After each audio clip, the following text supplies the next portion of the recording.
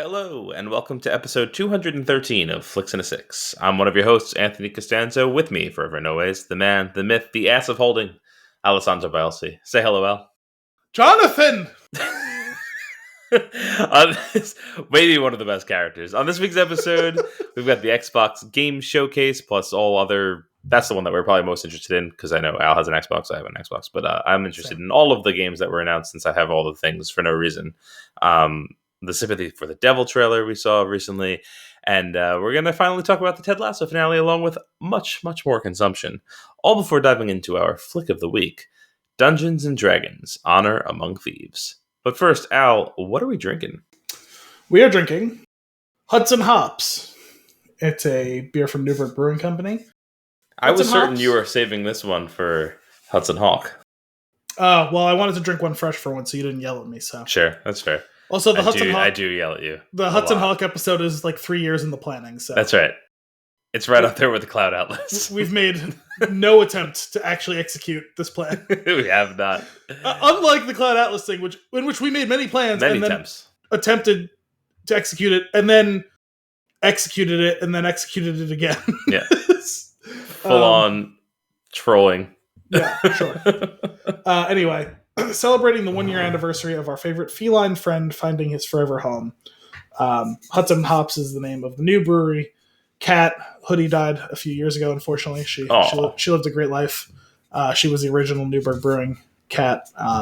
She had a spectacular kill list running in their owner's office. Nice. He had a huge dry erase board in his office, and there were many X's drawn on that. Oh my god, that's amazing. Of all of the mice that Hoodie killed on her watch.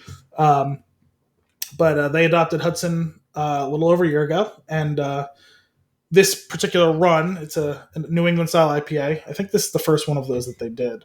10% of the sales from this beer were donated to Hudson Scats, which is the place that they adopted Hudson Hops from.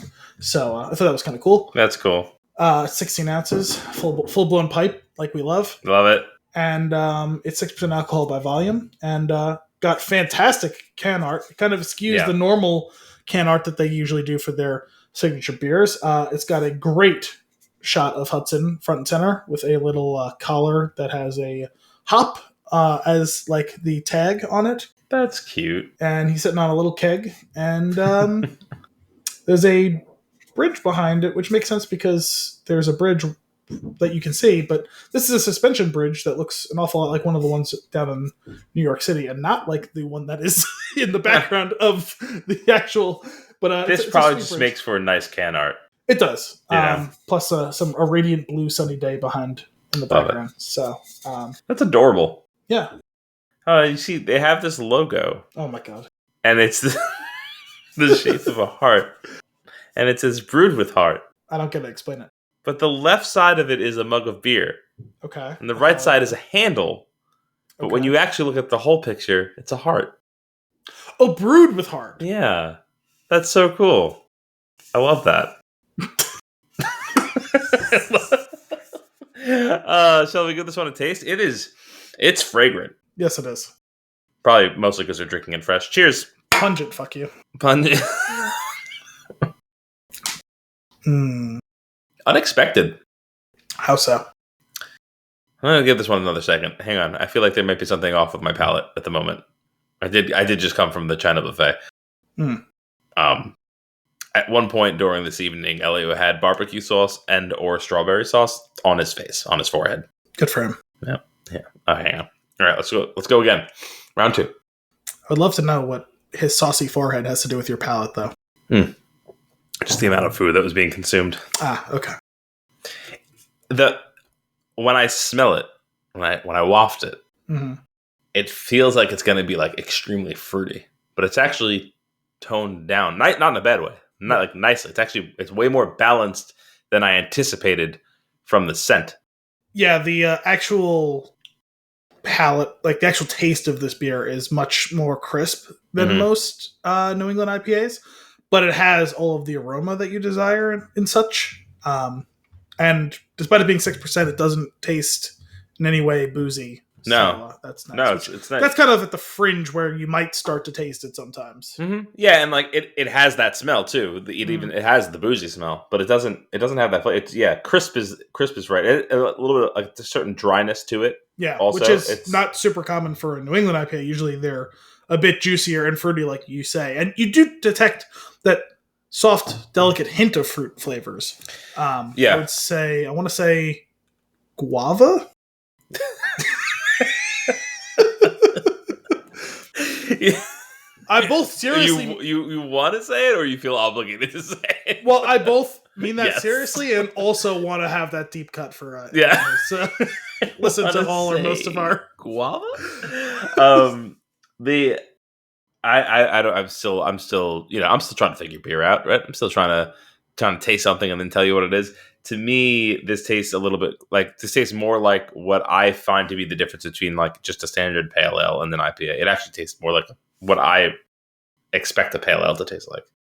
I think that's more of the fact that like we're noting that it's the guava. No. the more crisp as opposed Guano. Hello. Guava. I think that more crisp aspect of it, as opposed to most New England IPAs, which is like most of the big IPAs out there currently. At least like the ones that have like really risen in the last few years.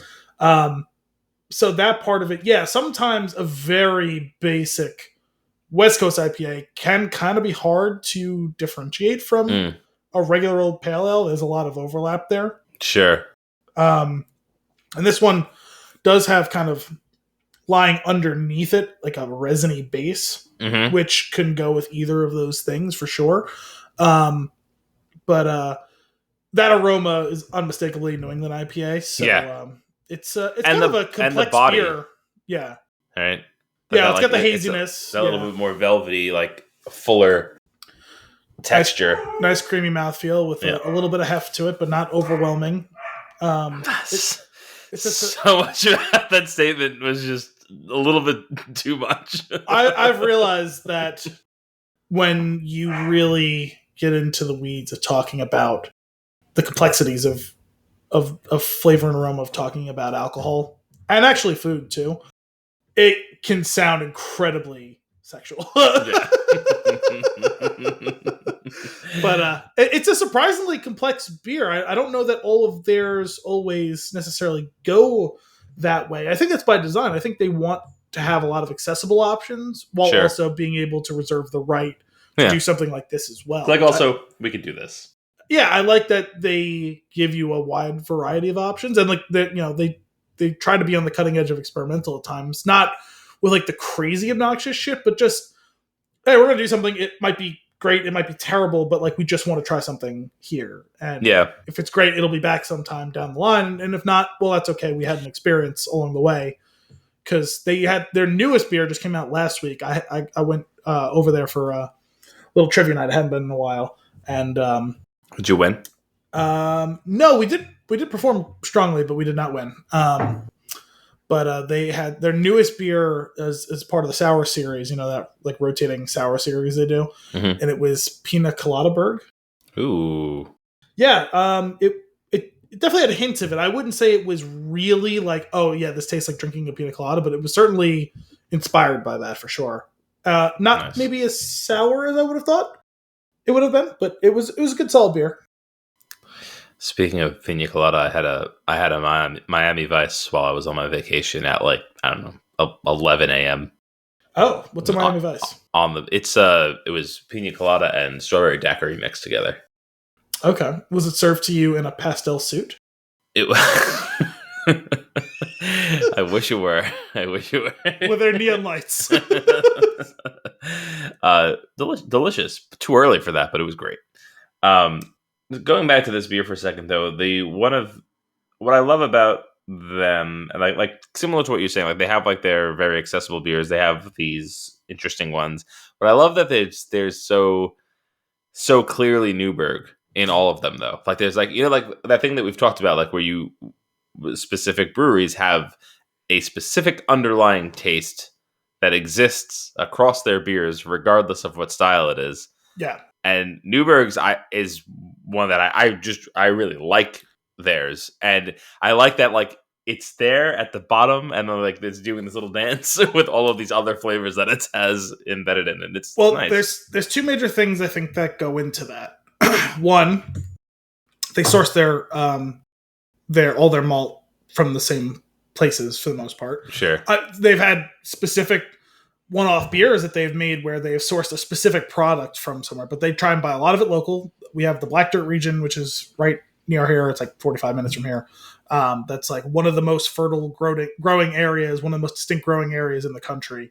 It's not a huge area. It's actually fairly small, which is why it's not like nationally known, but it's it for people who do know about that stuff, like it has notoriety. And so they source a lot of their barley from there, I believe.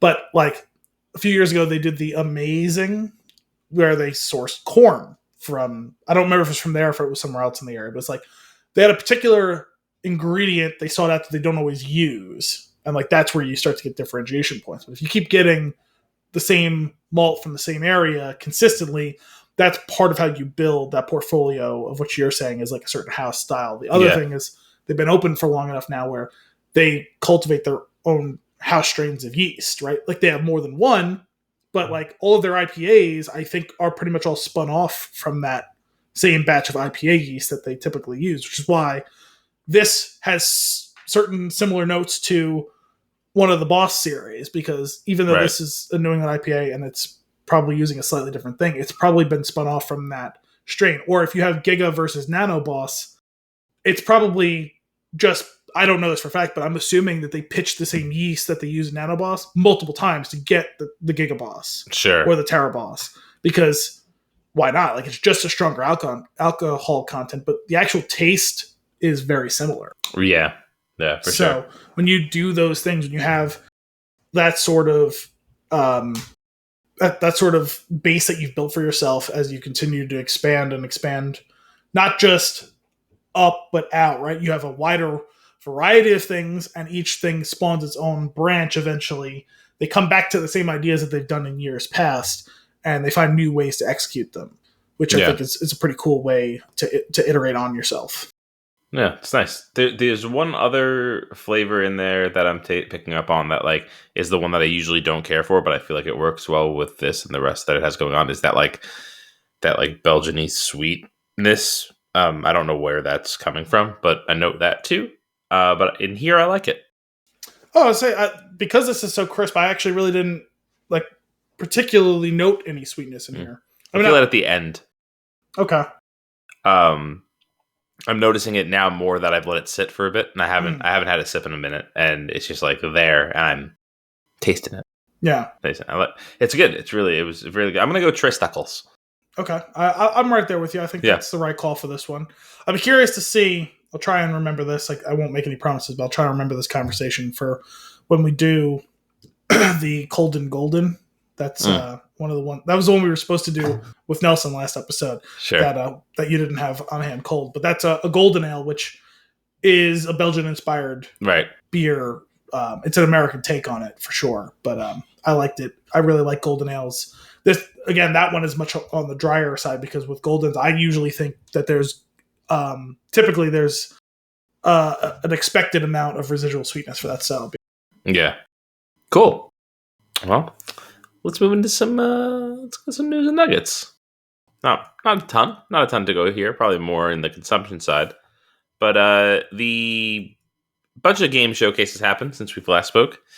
We had the Xbox game showcase on Sunday. There was the Sony one happen, I think, the day after we recorded last. I'm guessing so because now is that the Avatar game we're talking about? Was that a PlayStation exclusive or? No, I don't think so. That was Ubisoft. That happened actually the day after the Xbox showcase. So, well, I wasn't sure because I know, like, there are obviously Ubisoft games that are on Xbox, but they've always had a more close relationship with PlayStation, right? I don't think so. I think Ubisoft is one of those ones that is primarily like multi-platform. Like, they're not. I don't know that they do anything. I don't know why I thought in the past years ago, Splinter Cell. I remember the original Splinter Cell was an Xbox exclusive. Or am I thinking of Square Enix? Square was definitely more tightly coupled. That's what I was thinking. That's what I was thinking of. Sorry. Yeah. So what I did here is I pulled up on IGN the Summer of Gaming 2023 game list so that I can browse through it and shout some out that I find interesting. There's like 500 games on here, so I'm obviously not. There's 498. I apologize. So I'm not going through all of them, but there are some that caught my eye. First up, Metal Gear Solid Delta, I guess, Snake Eater. I believe this is a remake of the third game. Okay. I've never played it. I enjoy Metal Gear Solid games. I played a very little bit of 2. That was on the tanker. Yes. Yeah, it was an interesting game. I liked that one. That was probably the only one. I think that's the only one. No, I beat the first one too. I beat the first 2. I just remember watching someone play it and seeing them whip out a cardboard box to hide in. Yep. I was like, sold. Yeah. It's so silly. Yeah. But I've always enjoyed those games. I played a lot of 5 as well, and that I think actually you'd probably really enjoy that game. That was the one with the whales? There was a fire whale. It's in the intro. I hate saying this, but you have to play the game for like a good hour so that you could start playing the game. Literally the only reason I remember that is because you on this show like explicated exactly in fine detail every single thing that happened in the prologue. It was wild. And concluded that with whales. And that is the only reason I know that. But that was a great game. Actually, that's one that I've been really wanting to get back to and play a lot more of. I've just never did. And I don't know. Those games are so weird. But for some reason, they're like, I don't know what it is about them that draws me. The funny thing is, they weren't that weird early on. Even early on, they were. Not compared to where they went. Well, that particular one, I think there's some mental things being explored in those scenes. Okay. My point is, like, sure, there was a Psycho Mantis early on, but like other than that, most of it was fairly conventional. No, I think you should go play one today. I mean, I have seen a lot of clips of it. I've watched other people play it. I've played a little bit of it myself. I'm admitting that that's really just dipping my toe in the water, but like, well, on top of Metal Gear Solid Delta Snake Eater coming out remake, I don't know. It's literally, it says Metal Gear Solid, and then it's a triangle, and then a colon, and then it's a Snake Eater. Okay. So Delta, feel right? Sure. Anyway, aside from that, they're also doing the Metal Gear Solid Master Collection Volume 1. Sorry, I got that a little bit backwards. Can I have more than one? I don't understand how you have a Volume 1 for a Master Collection, but that's what I'm confused about as well. What I don't understand about this is it includes Metal Gear Solid, Metal Gear Solid 2, Metal Gear Solid 3 Snake Eater. But why are you doing that if you're doing the remake? What are you doing? What are you doing? So, if we're going to go into the full-blown mind games of the Metal Gear series, I would have appreciated the Master Collection Volume 1 only having the odd number entries for some reason. And Volume 2 only has the even number entries. Yes, I'm into it. I'm down with that. So those two things are exciting to me. I'd like to maybe get back into those. When I look at a game collection, I'm like, oh, cool. That's exciting. I haven't played one of those in a long time. I haven't played one of those ever. Like, I'd like to get through that. And then I get a game collection and I start to play it. I'm like, I'm overwhelmed. I'm never getting through all of this. That's exactly how I feel with the Mass Effect Legacy collection. I'm still waiting on you to call me and tell me when you're going to start. Well, Jedi took over, so that's like my primary focus. And then I know you never even finished Hogwarts Legacy. I know. I'll probably go back to Hogwarts after. Yeah, it makes sense. And then maybe I'll bounce over to that. Actually, by that time, I'm sure Spider-Man 2 will already be out. Which I'll have to play. Which that's on my list here too, and it looks incredible. The Spider-Man games are fucking incredible. I saw part of that trailer and it did look pretty ridiculous. Oh my goodness, I cannot wait to play it. I got a PS4. Well, got a PS4 when it came out, and then I sold it after a while. I downsized. One, right? What? Then you bought another one. I did, and then I got a Pro like later on. in its life cycle, which was like a year after the Spider-Man game came out. Okay. And I got that game with it, and I was like, this is incredible. Like, what a blast I had. Like, between that and God of War, like, I was just playing all these incredible games. I think I came over, like, shortly after you had finished that game, Mm-hmm. and I remember watching you just, like, mess around, like, in it, and it did look pretty crazy. Just such a cool game. So, really, really looking forward to that. Really looking forward to, like, the Venom introduction in that universe and seeing how that's going to play out. I've never played a Prince of Persia game, but I've always found them interesting. The artwork for this Prince of Persia, The Lost Crown, looks amazing. That's still going? I guess so. So I'm interested to check that out. This one I found interesting. Mortal Kombat 1. Really? Yeah. Maybe some sort of franchise reboot, potentially? Not really sure. Don't know what's going on in that world. I do remember the last one that I played. Very good. It had like a decent story. Didn't the last one have like the Terminator and stuff in it? I have no idea. They definitely do stuff like that. Like they have like DLC or... Yeah, that was what it was. Let's see. What else have we got here? Alan Wake getting a lot of people's attention. I couldn't believe after all these years they were doing an Alan Wake sequel.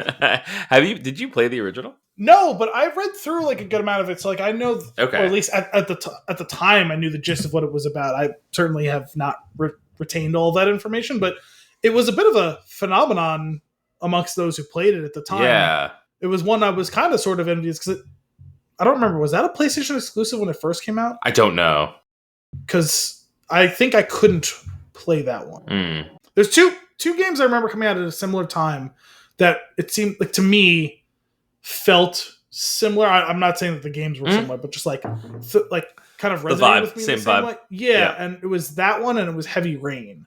Like I remember those came out at like similar times. It got a lot of critical acclaim. I feel like Heavy Rain was a PlayStation exclusive. That one definitely was. I couldn't remember if Alan Wake was or not. Yeah, I never got into it. I got access to the first one recently. I played it for a little bit.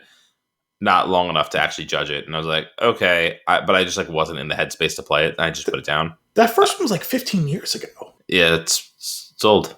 It's old. Pal World. I don't know what that is. Pokemon with guns. Oh, I saw like a screenshot from that the other day. I didn't know what that was. Yeah, I don't either. Looks bizarre.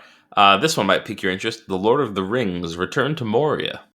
I remember the very first... They did like a thing at the Game Awards a couple years ago. Mm-hmm. And I was like, oh, that sounds cool. And then I watched it and I was like, I don't know if that's necessarily for me. It kind of sort of looked like a crafting... I was going to say it looked like Minecraft, thing, right? but dwarves. Yeah. I'm not about the crafting in games. Yeah, it's just not for me. I don't... There's this... I don't like tedious in a video game. Or like... I'm not there. Like, I don't want to just veg out and like make a farm or like build something. I'm really into like action games, like playing through a story. Like, because obviously I love movies. Playing through a story, like those are my top games. I don't mind there being elements of crafting. There's just been so few games I feel like have done it in a way that made me really want to engage with it. Mm-hmm. It's not that it's never happened, but it's not been my experience that it's necessarily a game mechanic for me. I'm kind of agnostic. Like, I'm open to it working, but it's not something I expect to enjoy. Well, I was playing Jedi Survivor, and I was like, I don't want a fucking garden. And then I spent like an hour planting plants, and I was like, what am I doing on this rooftop right now?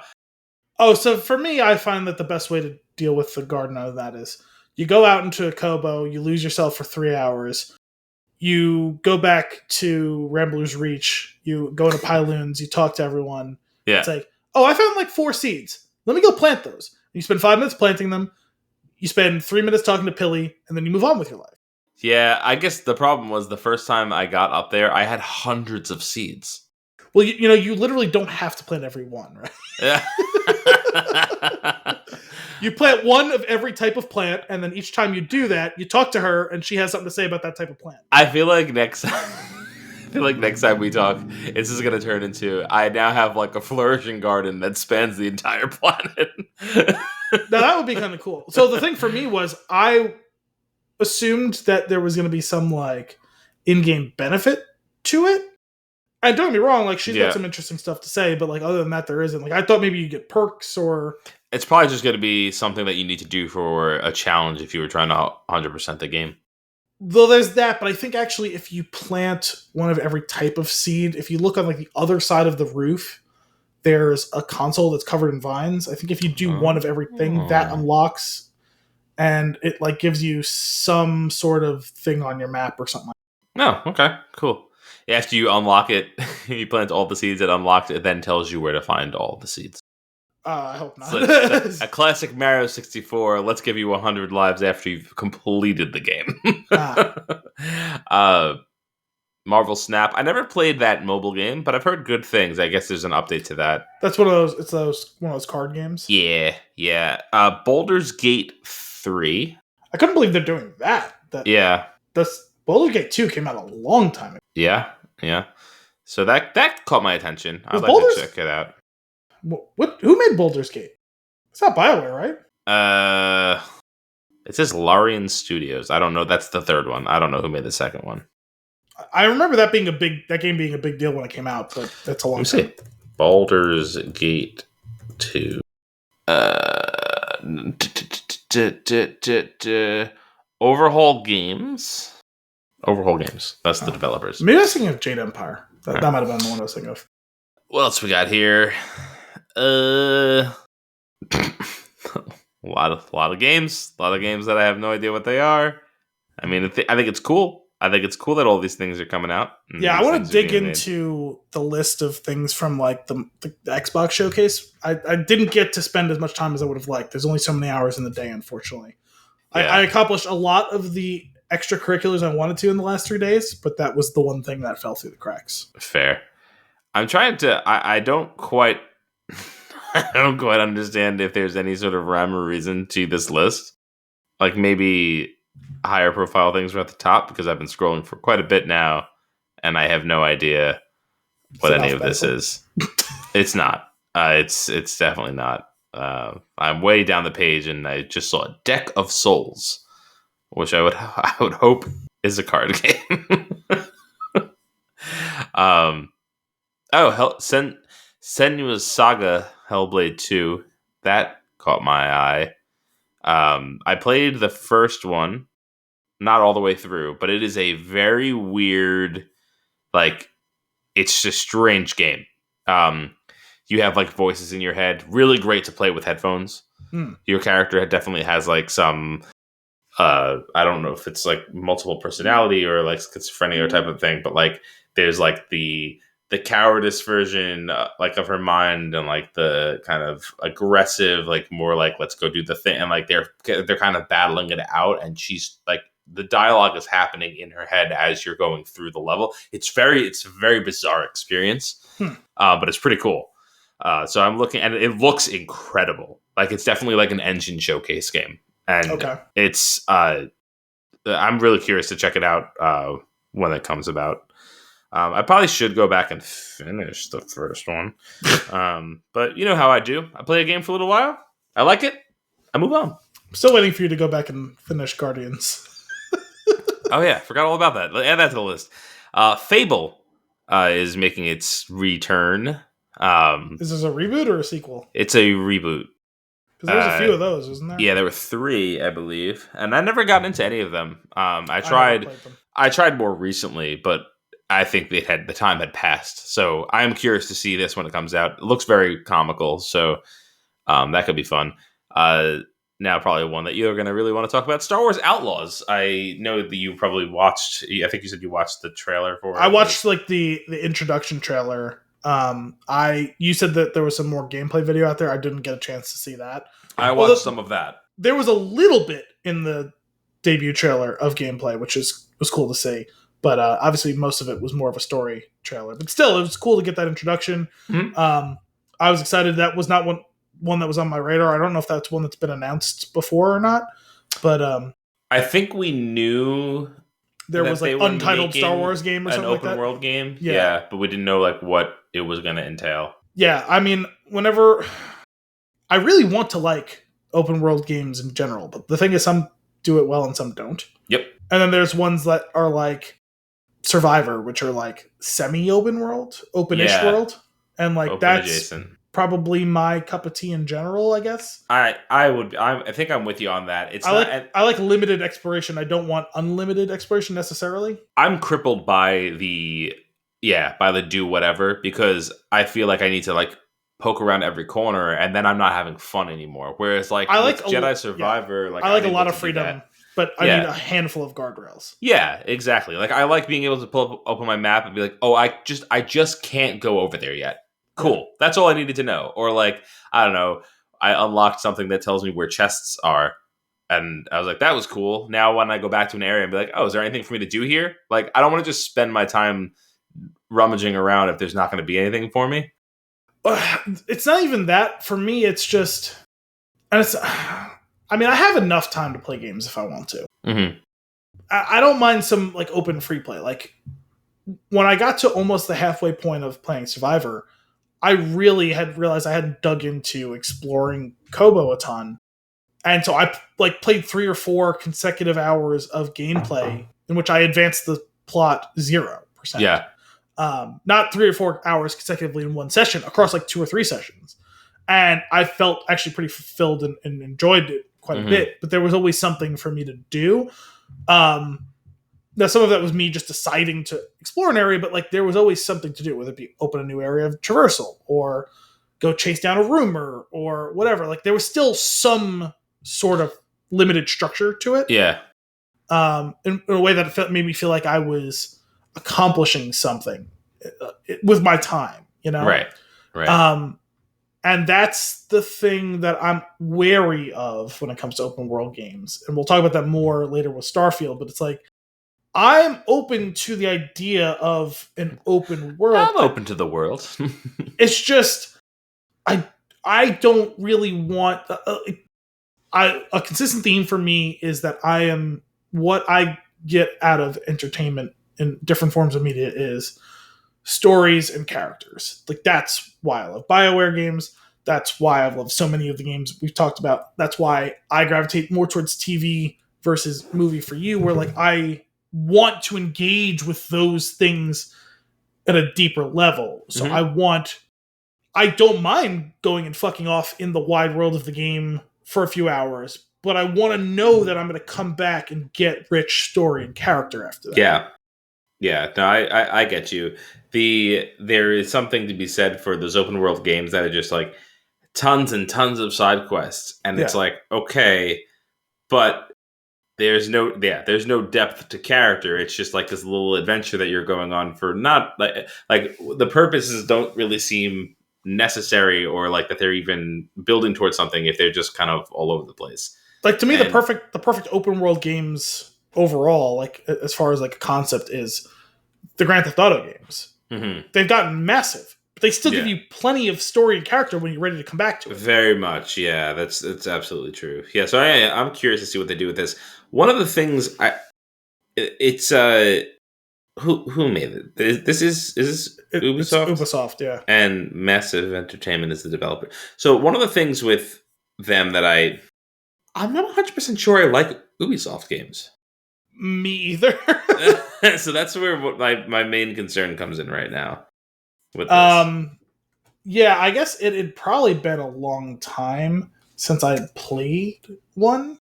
They always sound like they have so many concepts that seem really cool and sound awesome, and I'm excited to try. And then I try them, and I'm like, something about the controls always feel clunky in their games to me.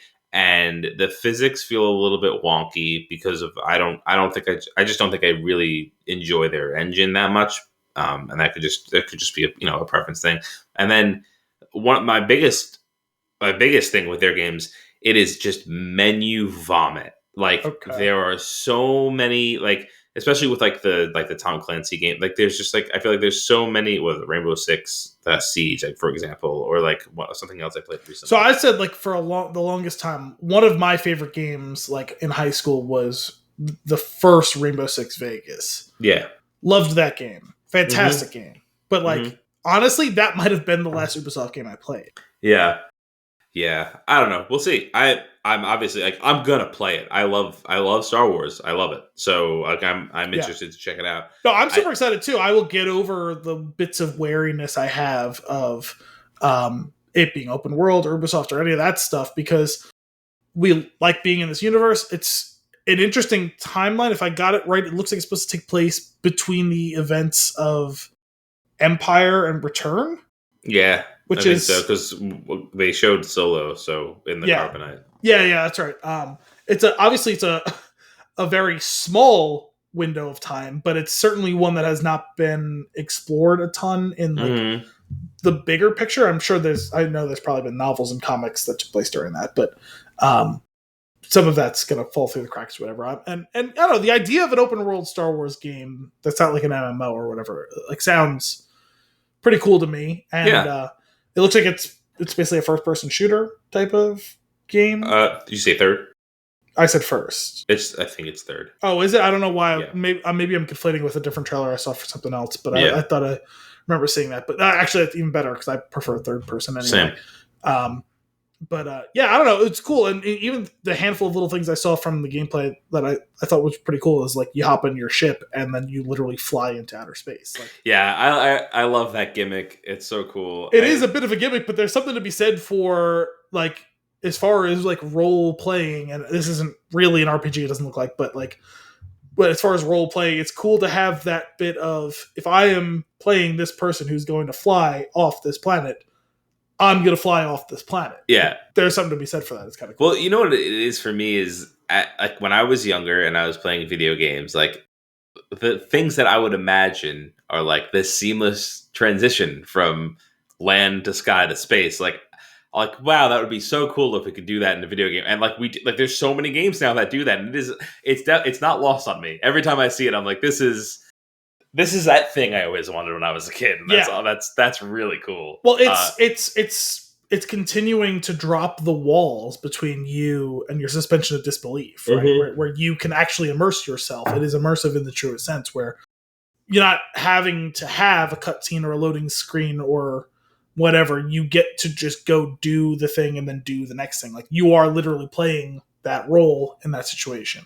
And whether we end up liking this character or not 100% once it goes, we like the concept of this character because we love our rogues in Star Wars. We love our Han Solos and our Boba Fett's and our Cad Banes. We like those people who are straddling the line of the law. I mean, it's called outlaws, but it's straddling the line. It's someone who ultimately won't be accepted because they're always going to do a thing that's going to be just one bit too far, but ultimately they can still be someone who's morally on the right side. Right. You know, our Jyn Ersos, our Cassian Andors, these types of characters are what makes Star Wars great. Yeah, for sure.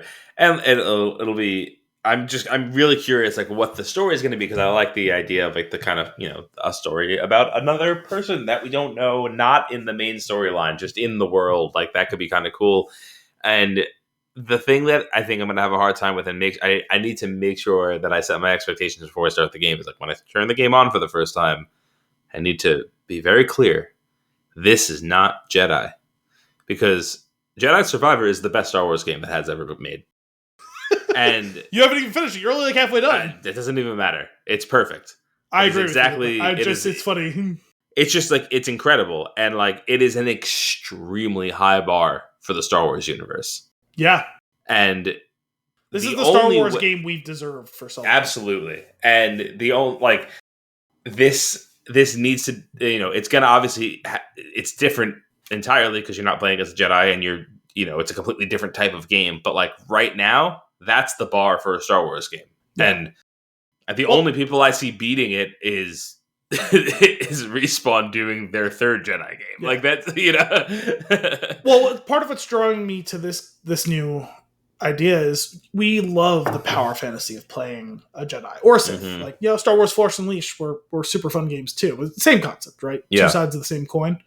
But it would be cool to take a step outside of that and do something else on occasion, just to continue to engage with this world from a different perspective. And also now, Fallen Order passing the baton to Survivor.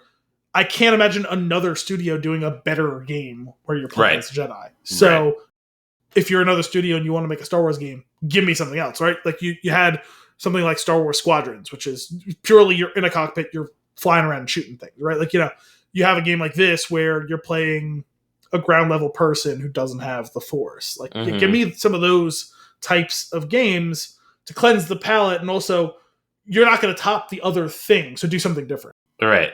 Yeah, it's cool. I'm excited to see where it goes. Yeah, I was kind of curious if anybody else were to make a Star Wars game where you are playing as a Jedi, a lightsaber wielding anybody. Yeah. Is what Respawn's done with the mechanics of the lightsaber and the Force usage like going to be a standard, like, to a degree? Because like probably because anything else is going to feel wrong to me. Right. Either that, like, I think the alternative, the only other thing you could do is if you make the person crazy powerful and like not as difficult, like that could be another avenue. Yeah, like just really wonky, like just overpowered, no force meter, just just going nuts. I think that's like probably the only other option, like, to get away from that.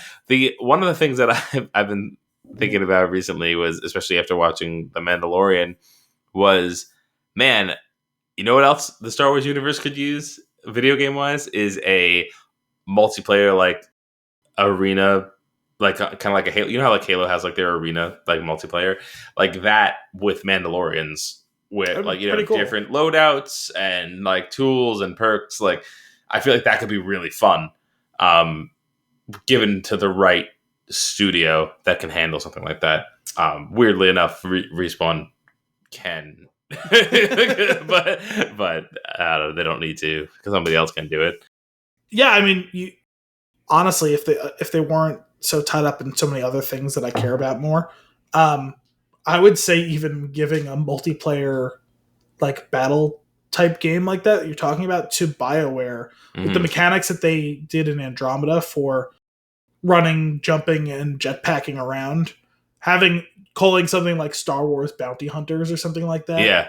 And having, whether it be Mandalorians or whatever, like, yeah, maybe making it Bounty Hunters would be a cooler concept, right? Where like Mandalorians you could be playing as a Chrysanthemum type Wookiee who, he can't fly, but he's going to tear your arms off. Yeah, I like that. You could be Cad Bane, who's got his jet boots, who's going to boost around, but he's not going to fly around. Right. And he's got all these different weapons and whatever at his disposal, and you have your Mandalorian types with your jetpacks and your gadgets and gizmos and all that fun stuff. That would be a really cool idea. Yeah, that could be awesome. But if you were to go back to the, like, just Mandalorians, thinking about but also give me a single player game too, where like it's almost like Republic Commando style, or like Rainbow Six 3 style, where like it's you and a few, you can give some orders, you have like special loadouts, you're going on these missions to do these, like, I don't know, that could work. I feel like that game also works with the BioWare model, because have a guy with a bunch of weapons and a jetpack and gizmos and 2 teammates to command around with him. Mm-hmm. That sounds an awful lot like Mass Effect to me.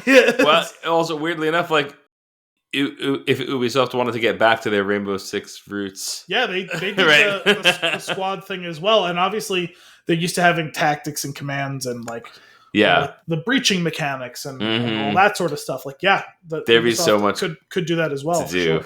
Yeah, I like that concept. Moving on, Avowed is another one that came up. Which I keep seeing something about that. What is that? Because something about it intrigues me, even though I've seen almost nothing about it. Yeah, Avowed is a first-person fantasy RPG from Obsidian Entertainment, set in Eora, the world of Pillars of Eternity. Okay. When I saw the original teaser for this, like, I don't know, I want to say it was years ago, maybe 4 years ago, 3 years ago, I don't know. It seemed interesting. I was like, oh, that sounds cool. I wonder what that's going to be about. When I watched the trailer for like the actual trailer that came out with the showcase, I was like, I nothing about this makes me care. So now I don't really know if there's really any interest for me, but I'll keep an eye on it and see if it's worth my time when it comes out. I mean, granted, if it's like something like that, like any of these things that I'm like on the fence about, if they're on Game Pass, it's such an easy in for me. like to play it for a little bit and decide. Well, So most of what was in the Xbox showcase will be on Game Pass. So. Yeah, so that's cool. Flight Simulator 2024, did you see that? I saw that there was something about it, but I didn't see the trailer. That looked pretty cool. They were like taking it to the next level of like, it wasn't just like chartering flights, but it was like helicopter rescue, like search and rescue things, and like fire, like putting out wildfires. Like there was like interesting things like that. Well, it almost felt like the Forza Horizon of Flight Simulator.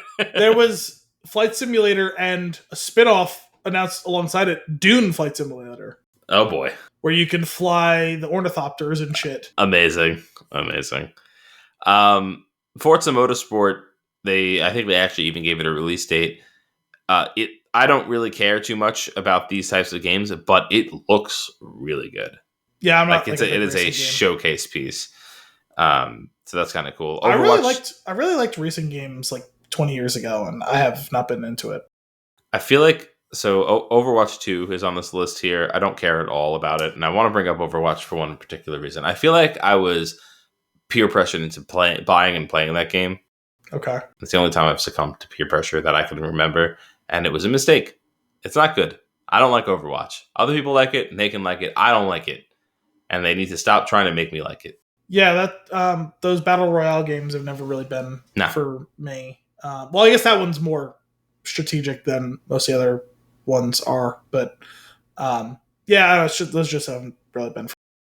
Cyberpunk 2077 Phantom Liberty. I played a few hours of Cyberpunk 2077 when it first came out, and I actually kind of liked it, and then I never played it again. Same. So I have to get back to that game at some point too, but that's a commitment. It is because it's a huge game, and on top of that, it was like super complicated to learn. And I feel like I was just starting to learn it when I stopped playing it forever. Yeah, you're starting over on that one. For sure. Which is a tough sell for me. But yeah, I agree. But for this teaser or this trailer, we did get Keanu Reeves on stage, which how can you not love that man? I mean, I'm glad that he seems to be happy to continue this partnership with that game. So that's cool. A goofy man. I saw the trailer for this game, and I was like, wow, that looks really pretty. What is this? SimCity? Is a new SimCity game? This looks great. Like, I'm not going to play it, but it looks really good. And then it was like Cities Skylines 2. And I was like, no, it's SimCity. Stop. Stop. You're not something different. What else we got in here? Starfield. They finally... You want me to take the reins there? Yeah, go ahead. Take the reins. They did a 45-minute after the Xbox Game Showcase. They extended it all because Microsoft owns Bethesda now. They did Starfield Direct. That game was obviously supposed to come out, I think, late last year. 11/22. Yeah. They pushed it back. It's basically a whole year. It's going to be this September, I think, or October, one of those. September, I think. Whatever. Like we've long said we'd rather them get ahead of that and push things back like that and get it right than fuck around, put out a bullshit product, and then scramble to fix it. Maybe succeed, maybe not succeed, and maybe it takes you 3 years. So kudos to them. I watched, like I said, it was like a 45-minute presentation. I watched, I think, 30 minutes of it. It looks pretty fucking spectacular. Like just like visually, it does. Yeah. It looks incredible. Although I will say, I wasn't super impressed with the faces, but... Bethesda can't do faces. It's like the thing. Yeah, I know. It's just when I consider how above and beyond the visuals are of like literally every nook and cranny of every spaceship and environment and outer space that they did. Yeah. I'm like, how do you have 2010 faces and 2030 environments? Yeah. That doesn't make sense to me, but that's fine. We were talking earlier about I'm wary of open world games. I haven't really been called to the Bethesda altar in any way, shape, or form. I played a bit of Oblivion and I was not super impressed with it. Like a friend was playing it, it was like, I remember he's like, had to walk off from me. He's like, oh yeah, just go ahead and play it. I was like, I don't know what I'm doing. But I figured out how to play and I just like didn't love it or whatever. And like that was the only time I actually tried. I get people love that game. Skyrim has had like a 15-year life or whatever at this point. That's great. They have my utmost respect. And I know people love the Fallout games, or at least not the New Vegas ones. But I don't know. There's something about space that's going to get me to jump over this hurdle. Sure. Because I obviously adore space and space related The final properties. frontier. Yeah, as many are saying this. I've been told. It looks gorgeous. Mm. The gameplay actually looks fun. It looks like you can pop between first and third person depending on your preference. Mm-hmm. It just seems like a typical-ish shooter from that perspective, and that's cool. Like super customizable loadouts, deep progression tree, which I can like. Sometimes it can be tedious, Yeah, a la The Witcher. But sometimes it can be great. Like I've loved some of the evolutions of what they've done in the BioWare games, and I've played other games too where I really like a certain amount of customization where you can really drill down into like specific character builds. Like as long as I can see what the benefits are to that level of specificity, I'm on board with it. Mm-hmm. It's just sometimes where I'm like, what am I actually accomplishing by trying to unlock this tree or that or whatever? What I'm really, we were talking earlier about like the building and crafting stuff. In this one, there's a specific mechanic that seems super cool to me that I actually really want to get my hands on the build thing, and it's your ships. Okay. I think you can own like 10 ships or something like that if you play your cards right. So you can build yourself a fleet of ships depending on what sort of playstyle or just series of missions you're planning on doing. Mm-hmm. They talked about that in the presentation where it's like, okay, are you going to go out on a mission that you think you need a fighter for? Well, build yourself a little fighter. And, right. Like souped up engines and weapons and shields. Great. Or maybe you're planning on doing some smuggling missions or transport missions. Build yourself a freighter, you know? And all those sorts of things, which is cool. And like talking about like in the process of the game, there are certain members of the cast that will join you for more or less of the game. They'll jump on your ship. They'll be a part of it. They'll be a part of your crew. During the course of it, you can hire people. You can recruit people to work on your ship. So if you build extra space for habitation, you can hire more crew and you can have more differentiation stuff, which allows you to then go on and build yourself bigger outposts and hire people to do that sort of stuff. And having all the permutations of how that can affect your story and your gameplay, that sort of stuff, to me, makes it more worth the time of, okay, do I want to build this module on the ship or that module on the ship, or can I afford both modules on the ship? And we're going to make it bigger or faster or whatever, or, you know, that sort of thing is appealing to me where I can see the tangible outcome from what decisions you're making with those resource allocations and all. And plus, you know, even there's like literal gameplay aspects of there are space battles. You'll just be flying in your ship and there's going to be someone who's trying to pirate you, or maybe you decide you want to pirate them. Yeah. And they showed even that as part of that gameplay thing where it's like, oh, you popped out of, you know, your, let's call it for lack of a better term, hyperspace, and there's a ship you weren't expecting to see. Go shoot them down, or prevent them from shooting you down if you aren't going to be able to beat them, or board them and steal their ship. Yeah. Now it's yours. You can do with what you want. Scrap it and take the best parts and make your ship better, or start building out that ship as a part of your fleet. And it's like, okay, yeah, sign me up. That sounds like a really cool fucking idea. Yeah, that's awesome. Yeah, I'm definitely looking forward to checking it out. I'm super glad that it'll just be available to me to play. Yeah, I'm a little terrified. It looks like it's going to be a 300-hour game. Yeah, definitely. I mean, I was saying before, I really want to get into the depths of this and really embrace it. But like that's starting to be the point where I'm going to get a little anxiety when they say there's 1,000 planets. I was like, that seems like too many planets. Yeah.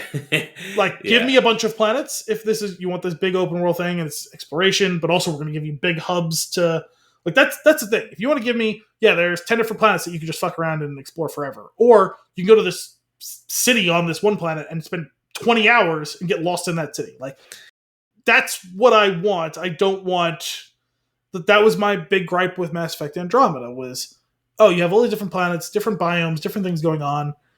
And there's big exploration stuff, and that's cool. But like the outposts are not alive. Yeah.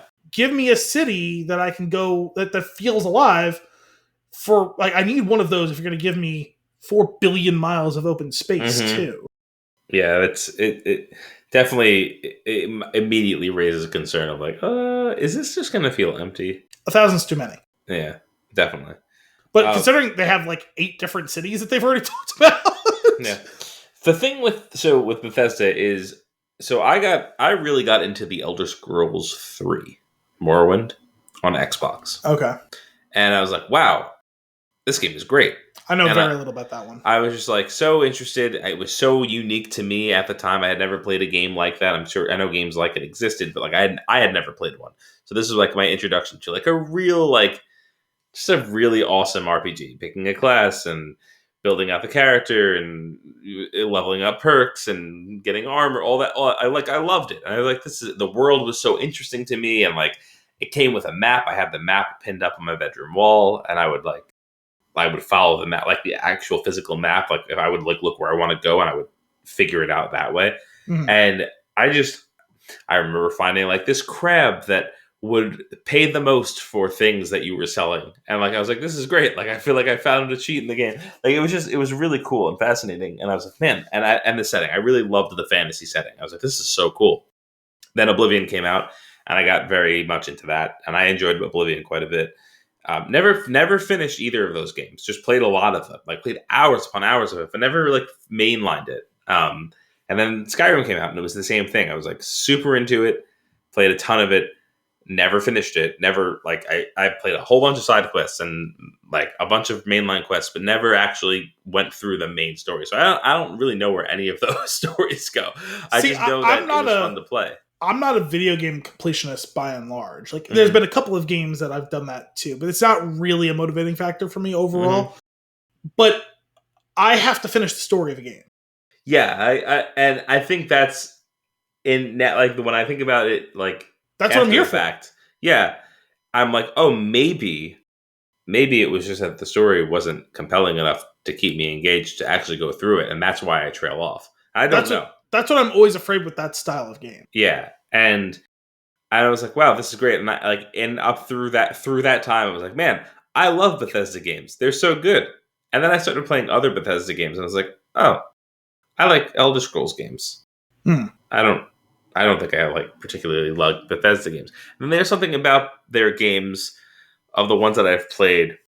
I feel like a lot of it does come down to physics, because there's a certain level of immersion that is really tied to that, and there's a floatiness to the movement that I don't appreciate, even in the Elder Scrolls games.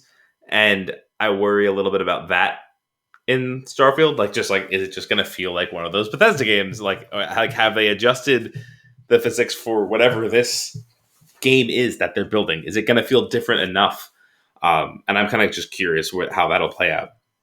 But like you, when they said space, I was like, yeah, sign me up. Like that to me is the most interesting. So yeah, I mean, this sort of quote unquote infinite exploration thing, like you said, the final frontier. That's where. I mean, I love a fantasy setting. I love fantasy games, fantasy books, fantasy shows.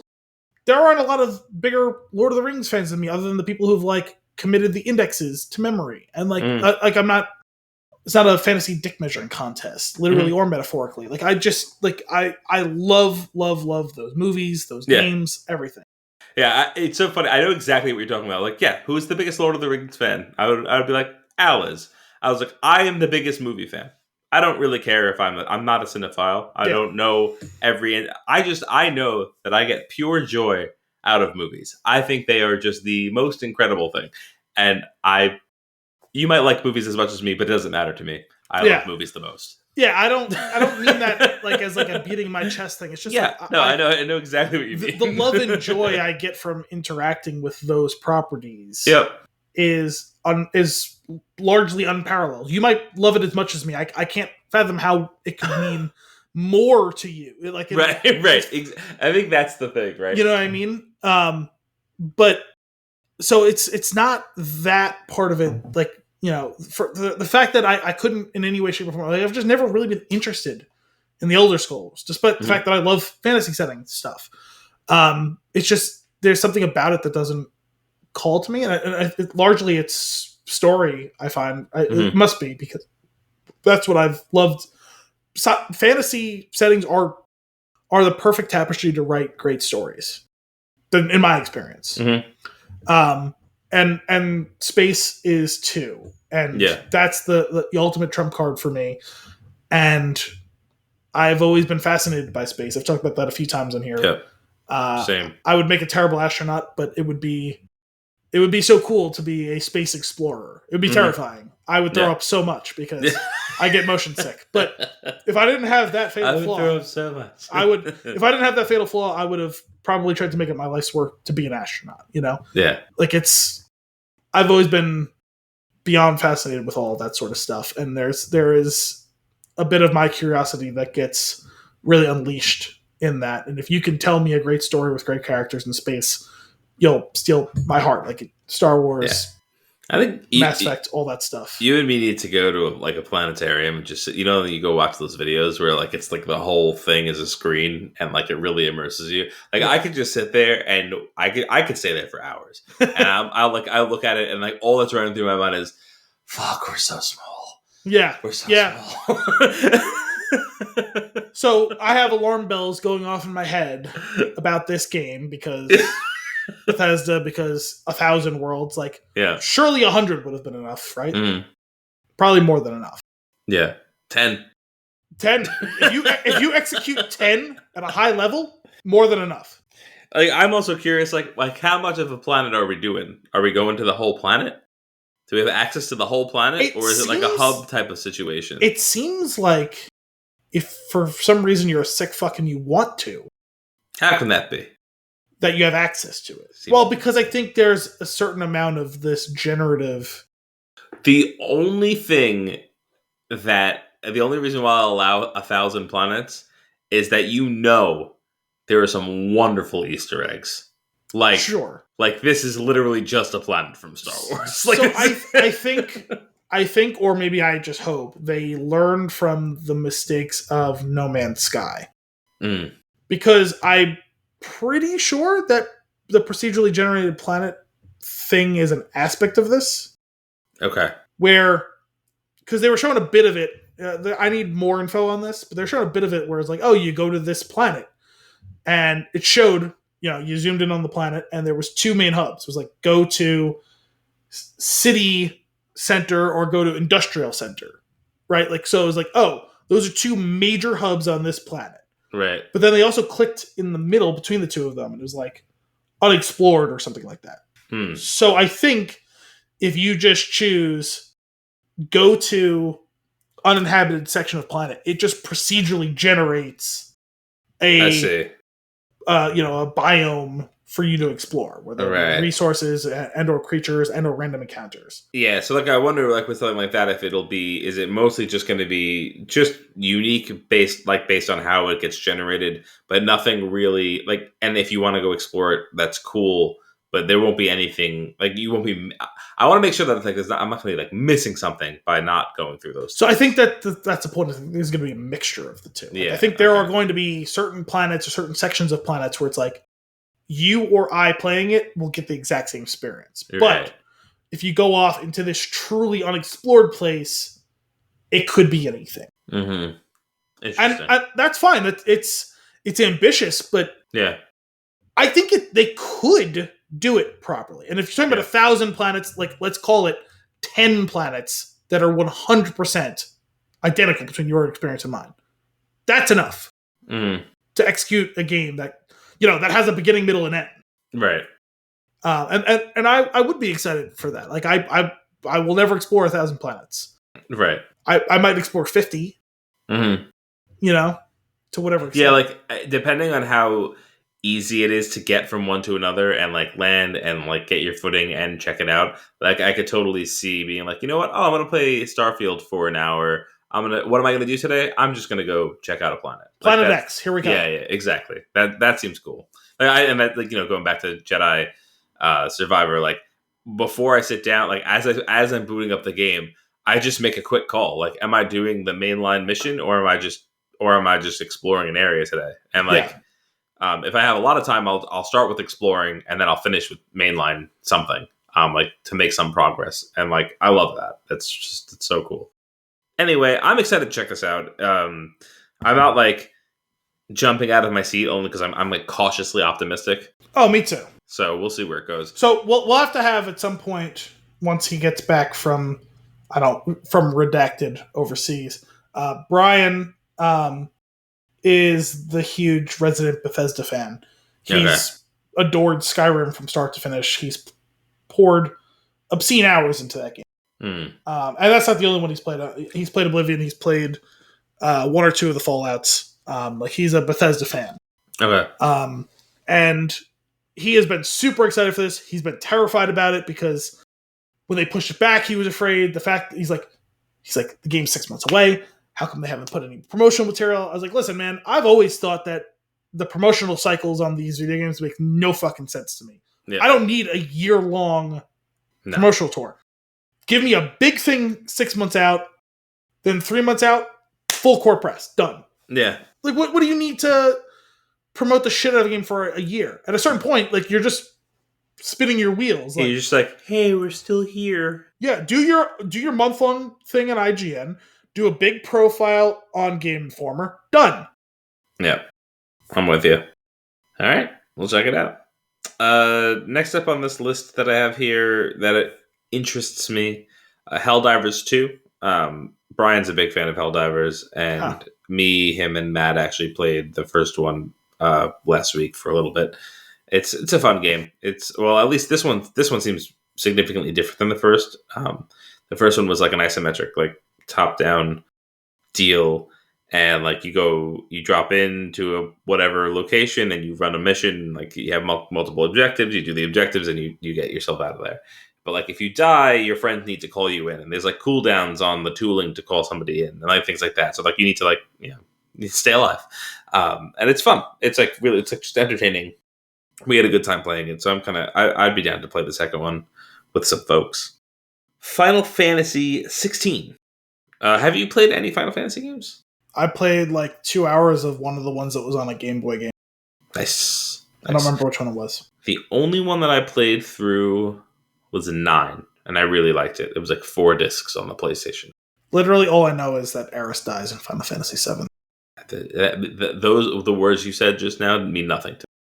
It's a big thing. It's a big thing. Like Vader being Luke's father, like that's a thing. Okay. I played a little bit of the Final Fantasy VII remake, whatever they called it. I don't know. I played a little bit of it. Graphically, it looked pretty cool, but the game was a little weird. The setting was a little weird. I don't really know what's going on. Isn't it kind of a weird for me. Fusion of like JRPG versus Western RPG? Where like, isn't it like kind of turn-based? The new one? Yeah. Like the remake? Yeah, they did something. I don't quite... you were able to choose like how you were playing it. You could actually... It seemed like you could even go full turn-based.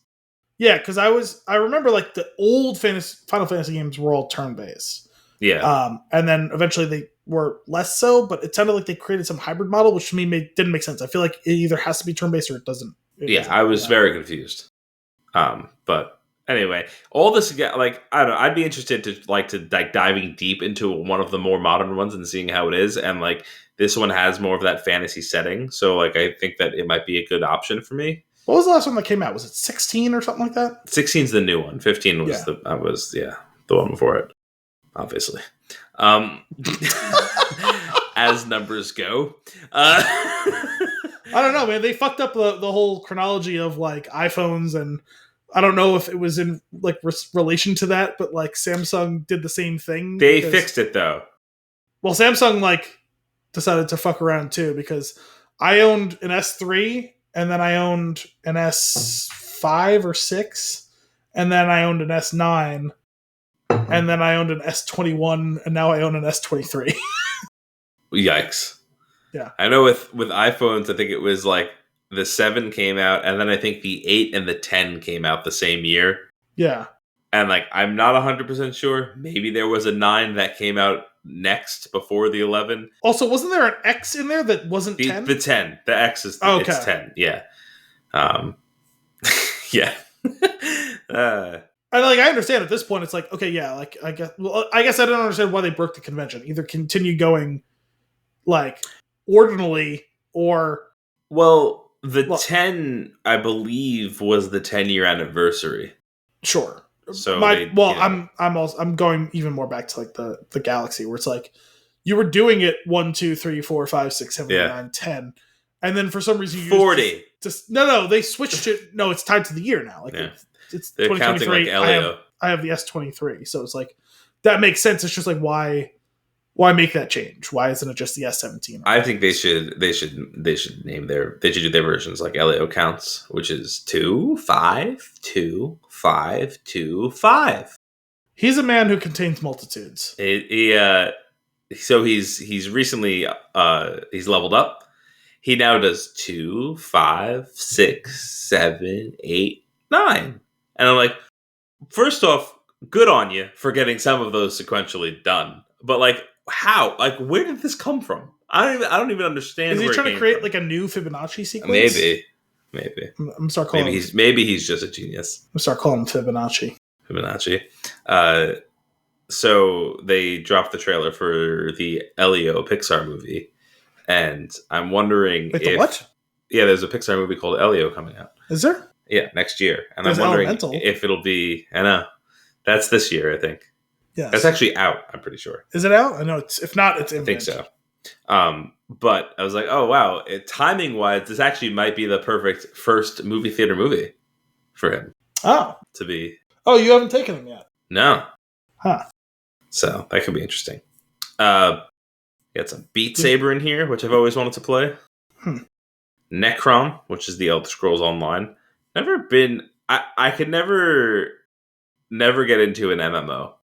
Yeah, it's just not for me. It just feels... I'm sure I judged in the past. I don't judge, it's just not for me. Like if that works it just feels like too much investment. In like... Yeah. Especially for, like you said, like we're really into story. I don't know what Parcel. I don't know what Parcel Corpse is, but that seems like it might be. Is that Paperboy? Anyway, there's this game here. I'm not sure if you've heard about it before. It's called Vampire Survivors. Oh my god! No, seriously, I don't know why it's on the list. Maybe there's like some sort of expansion or sequel. Expansion. I know there's like a show coming out. But, you did tell me about that. I'd get back into some. I've never heard of that before. Please tell me more. I don't know. There's a couple of Assassin's Creed business going on. Never got into any of those games. Division, couldn't care less. Avatar: Frontiers of Pandora. I was literally just about to say, did we actually talk about that yet? No. Well, because we both watched the trailer right before. Yeah. Turning on the recording. Which is like, I don't know, cool, looks good, visually stunning. I don't know, whatever. Like I'll play it, I guess. I mean, it looked cool as shit. Like visually, that was the joke we were making. Is like, I said if they made an Avatar game that wasn't visually stunning, I think James Cameron would actually kill it. And who made that again? Massive Entertainment. Same people that are on the billing for Outlaws. Ubisoft. That's right. Yeah.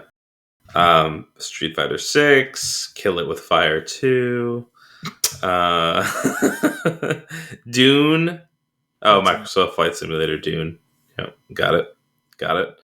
Although there was like a Dune MMO too, wasn't there? There is, yeah. I forget what that's called. That was revealed a while ago, though. Yeah, that was at the Game Awards. Tennis on court. Awesome. I will play tennis on court Saturday. Yeah. Power Wash Simulator VR. No. What else we got here? I feel like this list is getting weirder and weirder. It's a game called Horses. Floor Plan 2? No. What are you reading? What about Squirrel with a Gun? Okay, now I'm intrigued. Wait, so am I. Hang on. It was a great feeling of my life. This game is not yet rated. It was a great feeling of my life that I never played Untitled Goose Game. So, that game I have to make up for it. Is actually really good. I know it is. It's so bizarre. This game looks weird as shit. Oh, a game called Squirrel with a Gun's weird? Squirrel with a Gun. Color me surprised. He's surprised. Well, I feel like that pretty much covers it. What is the color of surprise? I'm sure we missed some things, but Well, there's 498 games. You only gave me like 37. Yeah, games, I wasn't so. reading all that trash. It's a. Wait, you're not reading all that trash. You told me there was a game called Floor Plan. That's just because it caught my eye as I was scrolling through. Yeah, sometimes trash catches your eyes. It does. Sometimes it's on fire. One man's trash is another man's treasure. So true. I think that's it for the game showcases that have happened. Probably too much. Yeah. An hour in. Hour and a half in. Sympathy for the Devil trailer. You sent this to me yesterday. I did. I love Nicolas Cage going full Nicolas Cage. So what I appreciate in the last year plus is he's finally broken free of the shackles of the D-list movie and has moved solidly into the B. And I'm here for Nicolas Cage in B movies. I'm not here for him in D and F movies. No. But I will watch an Unbearable Weight of Massive Talent. I will watch. I mean, I wasn't like super drawn to it, but like I will watch a Renfield. Renfield was great. Renfield was super entertaining. My point is like I'll give it a chance in a way that I wouldn't have given like most of what he did for the past decade a chance. Yep, he's got to make it to the theater. Yeah, and I will give this a chance. It looks interesting. And he's going for it. Yeah. I mean, I hate Joel Kinnaman, but it's fun. I am also not a fan of Joel Kinnaman. His face is so punchable. And I don't know. I actually don't know what it is that I don't like about him. It's that he. Oh, is that it? Yeah. Oh, sorry, Joel. Anyway, Sympathy for the Devil. I wish him nothing but the best. I'm sure he's a lovely person. He's just now. Am I crazy? Is Nicolas Cage also doing like a slightly Brooklyn accent for the devil? He certainly was in one scene. Okay, cool.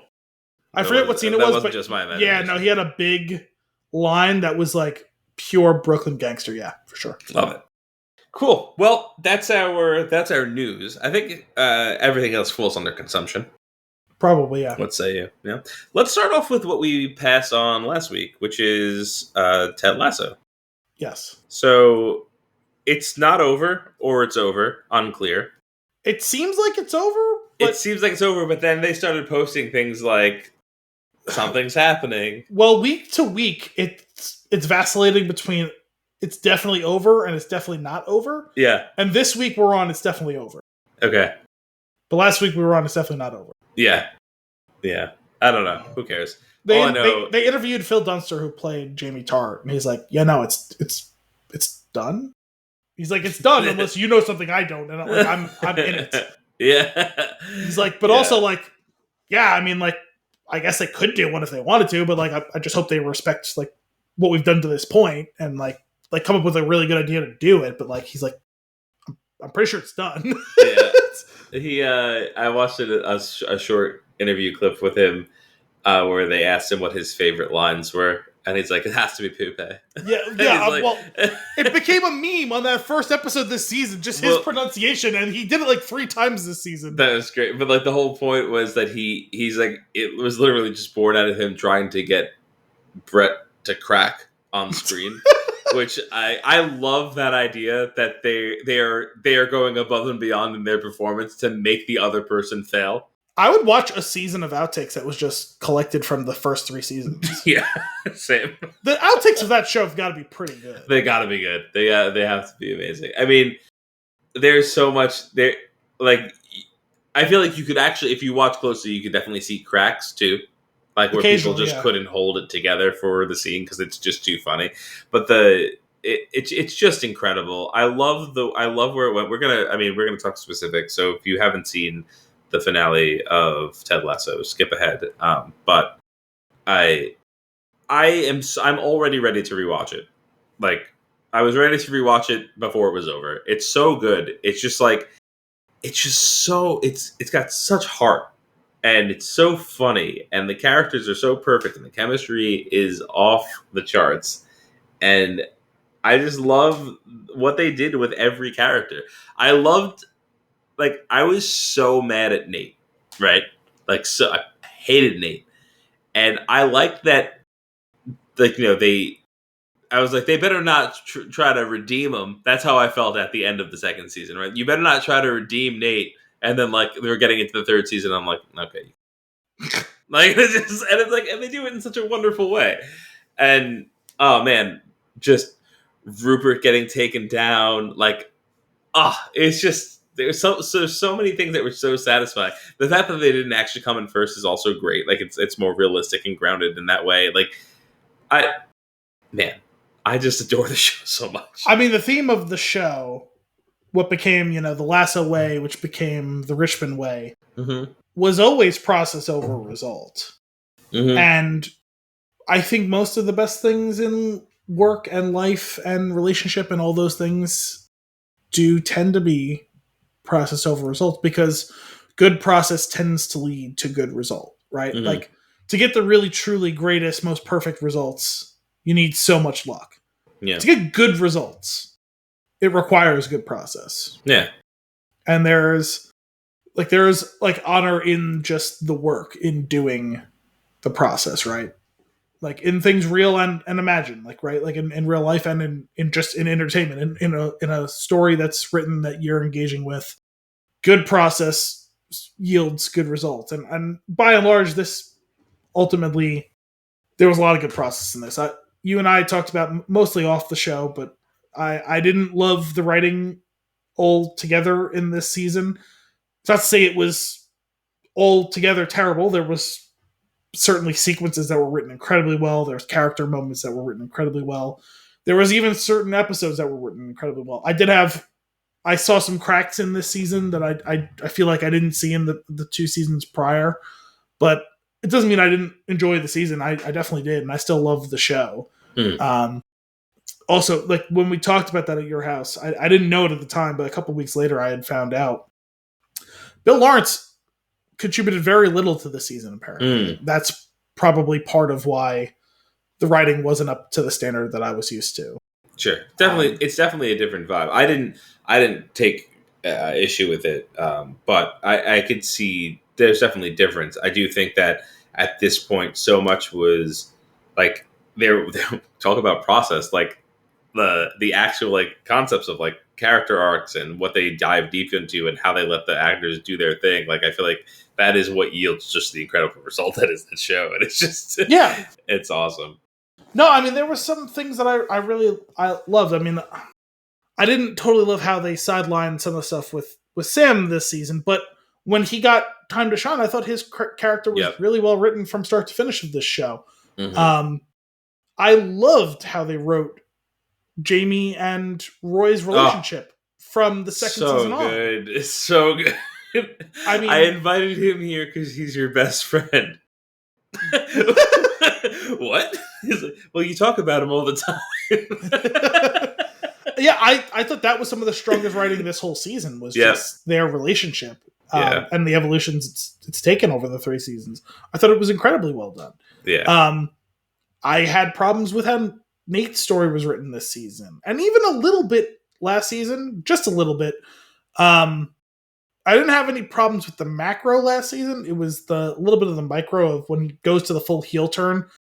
I had seen it coming. And I remember saying it at the time, like a year ago when we talked about it on the show. It was like there was just something that it felt like there was a crack in there that like didn't like seamlessly go from point A to point B there. Even though I totally understood like that's what they were setting up. It just there was a hitch in the handoff, really, what it comes down to.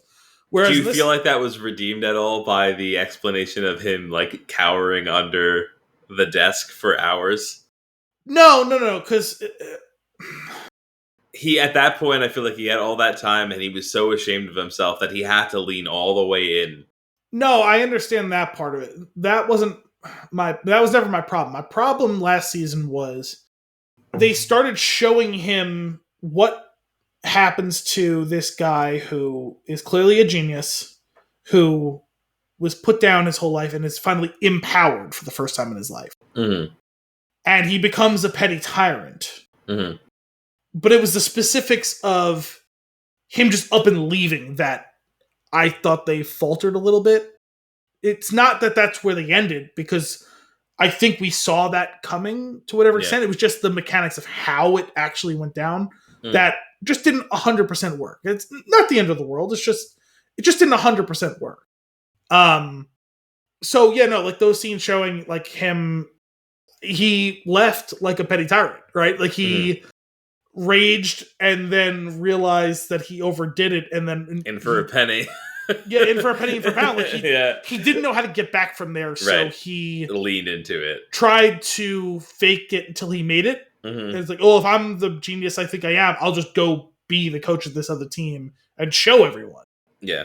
Even though he doesn't feel it. Like, he knows it intellectually that he can do the job. And then also he realizes he got more than he bargained for, where it's like, oh, I don't actually want to be a star because stardom is terrifying, and I'm a vanilla person. Like, I may be a genius intellectually, but like I'm not a rock star. Yeah.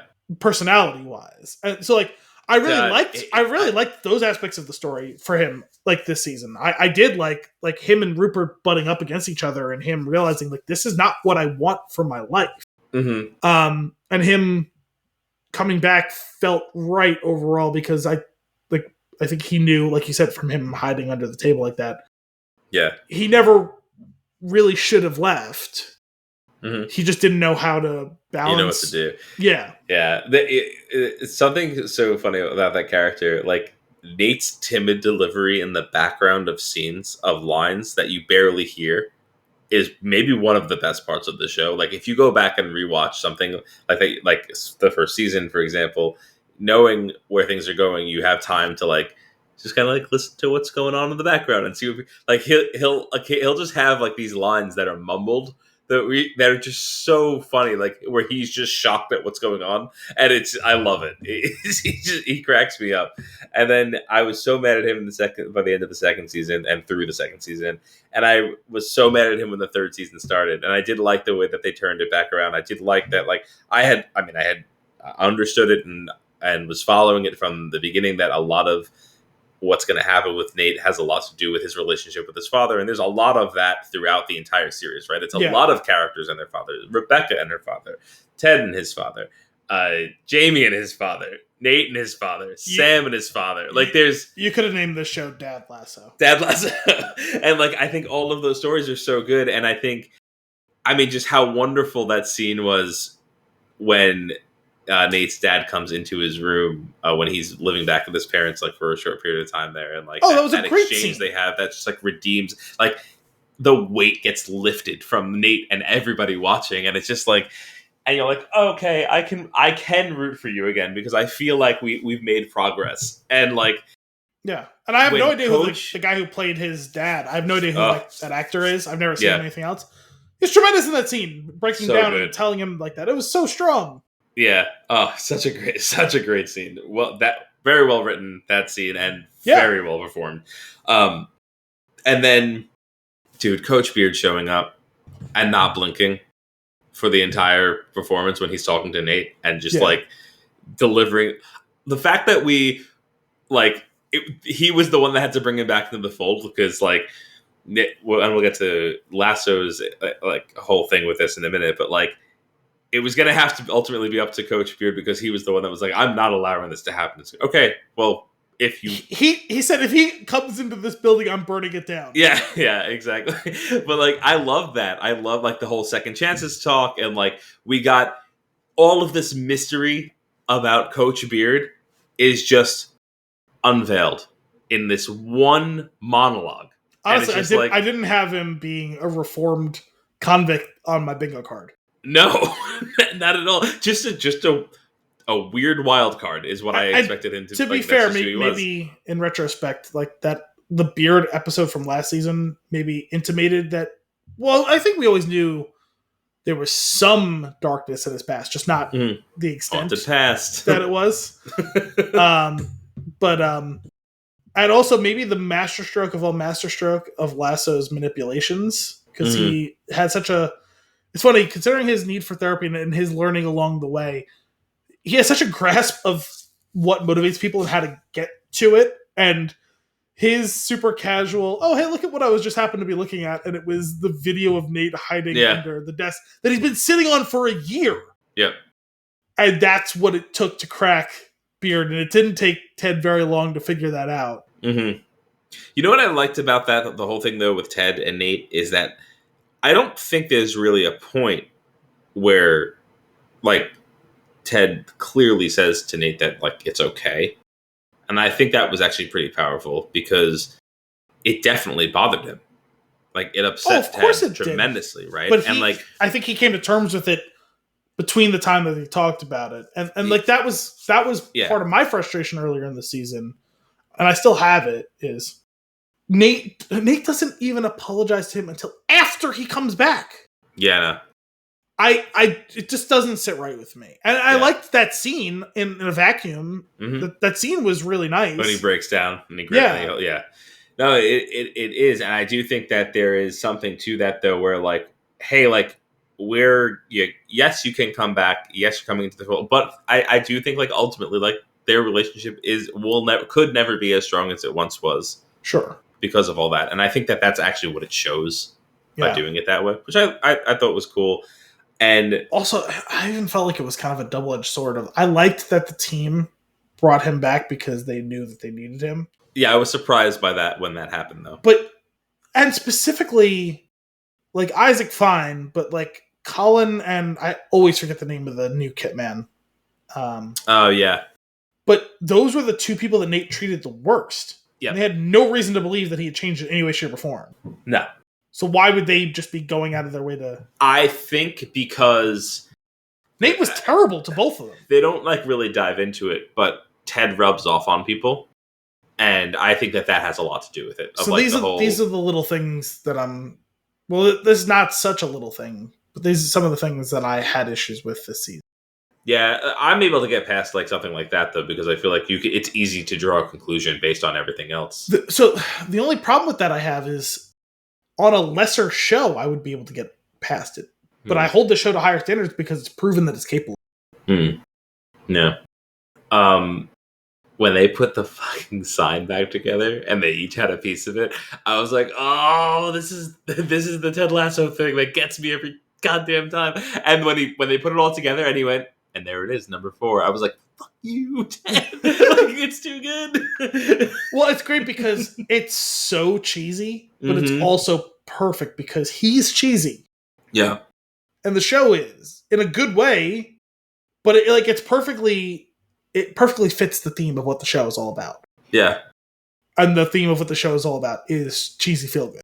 Yep, absolutely. In the best possible version of it. I think what's so incredible is, like, people, like, characters are clearly jealous of the experience that surrounds Ted and his people, right? But ultimately, he's not blocking anybody out. He lets everybody in that wants to be in. Like, I love that Trent just becomes a member of the team. I love that so do all of the fans that he lets into the stadium to watch them practice, like, over time. Like, it's just so cool. It's such a fun watch. Actually, here's a little Easter egg for you. Did you catch it? At the end of the thing when they're showing, like, the little montage, the 3 fans whose names I always forget, and the bartender. Yeah, May, that's it. When she bought into the team, right? Yeah, and she fixes a picture that's hanging on the wall. You watched Cheers not too long ago. Yeah, it's the same picture. I saw, and there's it's Jason Sudeikis' uncle is Norm or something like that.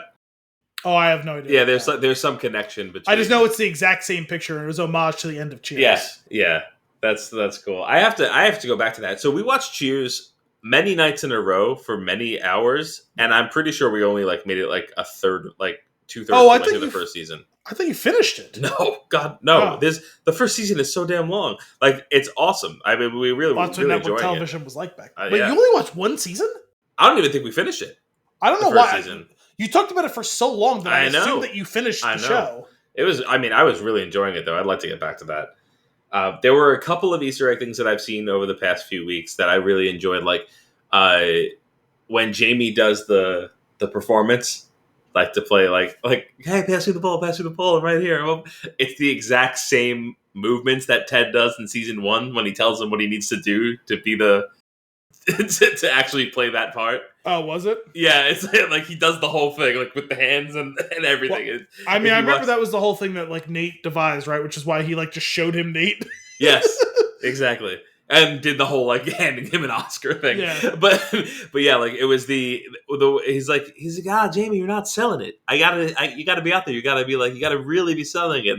And Ted does that whole performance, and that's exactly what he does. I thought that was great. And then there was another one where Ted's mom is in the locker room. It's like, did Teddy ever tell you about that time that he ate a candy bar made of poop?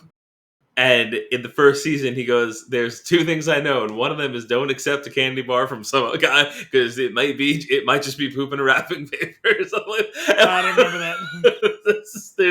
there's so many little things like that they just like retouched on in the third season. If you get a chance to go and look up the side by sides, they're really fun to watch. Really, really entertaining. Man, what a show! I loved it so much. We've given Ted Lasso its due. What other things have you been consuming? Well, do you want to talk any more Survivor? Because sure. You got a good chunk the last few days. Yes. I finished it this weekend. Dominic finished it this weekend. Nice. So you gotta warn your brother right now. If he spoils it for me, I'm spoiling every single thing I ever watch from here on out. What did he spoil for you that one time? He spoilers for Jedi Fallen Order. Was that what it was? He told me about Vader. Rude. That does seem rude. He also spoiled Ned dying, but I just assumed in Game of Thrones. But so did my dad. So, how late did you start watching that show? Game of Thrones, maybe the fourth season. I didn't realize you started it that late. Okay. Yeah. But anyway, Jedi Survivor. So You finished the mainline story, but you're still going back? Yeah, there's just a couple of things. I wanted to get all the bounties. Although apparently there's a bit of a glitch in that situation that people are running into. And I know Dominic said I think he did one bounty and like never got an assignment to do another one for some reason. Oh, interesting. I've gotten like 3/4 of them, and like now all of a sudden she's not giving me any more. So like I have to go fuck off and do something and then come back, I think. But interesting. You know what? I actually haven't explored that at all. Oh, you should. There's like a lot of them. I've killed a bunch of like named people that I've found. No, it's not It's something else? The legendary, there's legendary bosses and like bosses, and then there are bounties, and I think like they may get some of those subcategories as well, but like you have to go talk to Cage in Pyloon Saloon. And maybe that's what I'll do next. Instead of continuing on the main mission, I'll do some bounties. Yeah, every time you go back, you should talk to her because I talked to all of them because some of them have some pretty cool stories. Moran's an interesting character. Mosey's an interesting character. And there's some other cool things. You get, talking to Bode or Marin. The Holotactics is a fun mini game. Plus, you get some little perks from that. Scuva Stev's great. I got to hear the end of his story, which is awesome. And then even after that, you still see him out there once in a while. He's still got some more riffing to do. Oh my god, he's ridiculous. But the bounties are cool. Some of them were fucking ridiculous. One of them was like, well, I won't tell you where you had to go, but there's a planet that you haven't uncovered yet that you have. Well, it's not technically a planet, but whatever. There's a place you have to go, and I went back and it was like, oh yeah, there's these 3 people looking for you from the Haxian Brood. And I was like, great. And I go, and it's just this big hallway, and it's one of the annoying jetpack brood guys, and one of the big robots, and the guys who charge you with the shield at the same time in one long hallway. It's a tough one. Yeah. It's a tough one. Have you tried lifting the guy with the shield? No, not that specifically. I have to try that. I thought that the lift and the slam were going to be super useful in fights, and it turns out it's not, unfortunately. Okay. Like, I'm not saying it's useless, but like, it ended up being way less useful than I thought, so I kind of gravitated away from it as I kept going on in the game. I was a little disappointed. I thought that was going to be more. Yeah. I really, really liked it. There are things I really want to discuss with you because there are 2 specific things that I called out from pretty early on in the game. That one I nailed 100%. No, sorry. There's 2 things I called out from early in the game, and I will say I got both of them 50% correct because the aspect of it that I thought was going to happen was exactly right, but both of them also delivered a twist alongside of it. Ooh, fun. Which was kind of cool because, like, at a certain point, like, there are only so many stories you can tell. And, like, we've talked about some of that in the past, and, like, I've talked about how just the depth and breadth of how many different stories I've engaged with through reading and video games and movies and television. Like, I rarely get surprised anymore. Yeah. There was one actual pretty cool surprise in this, but the two big things I kind of honed in on early on, I ended up being right about.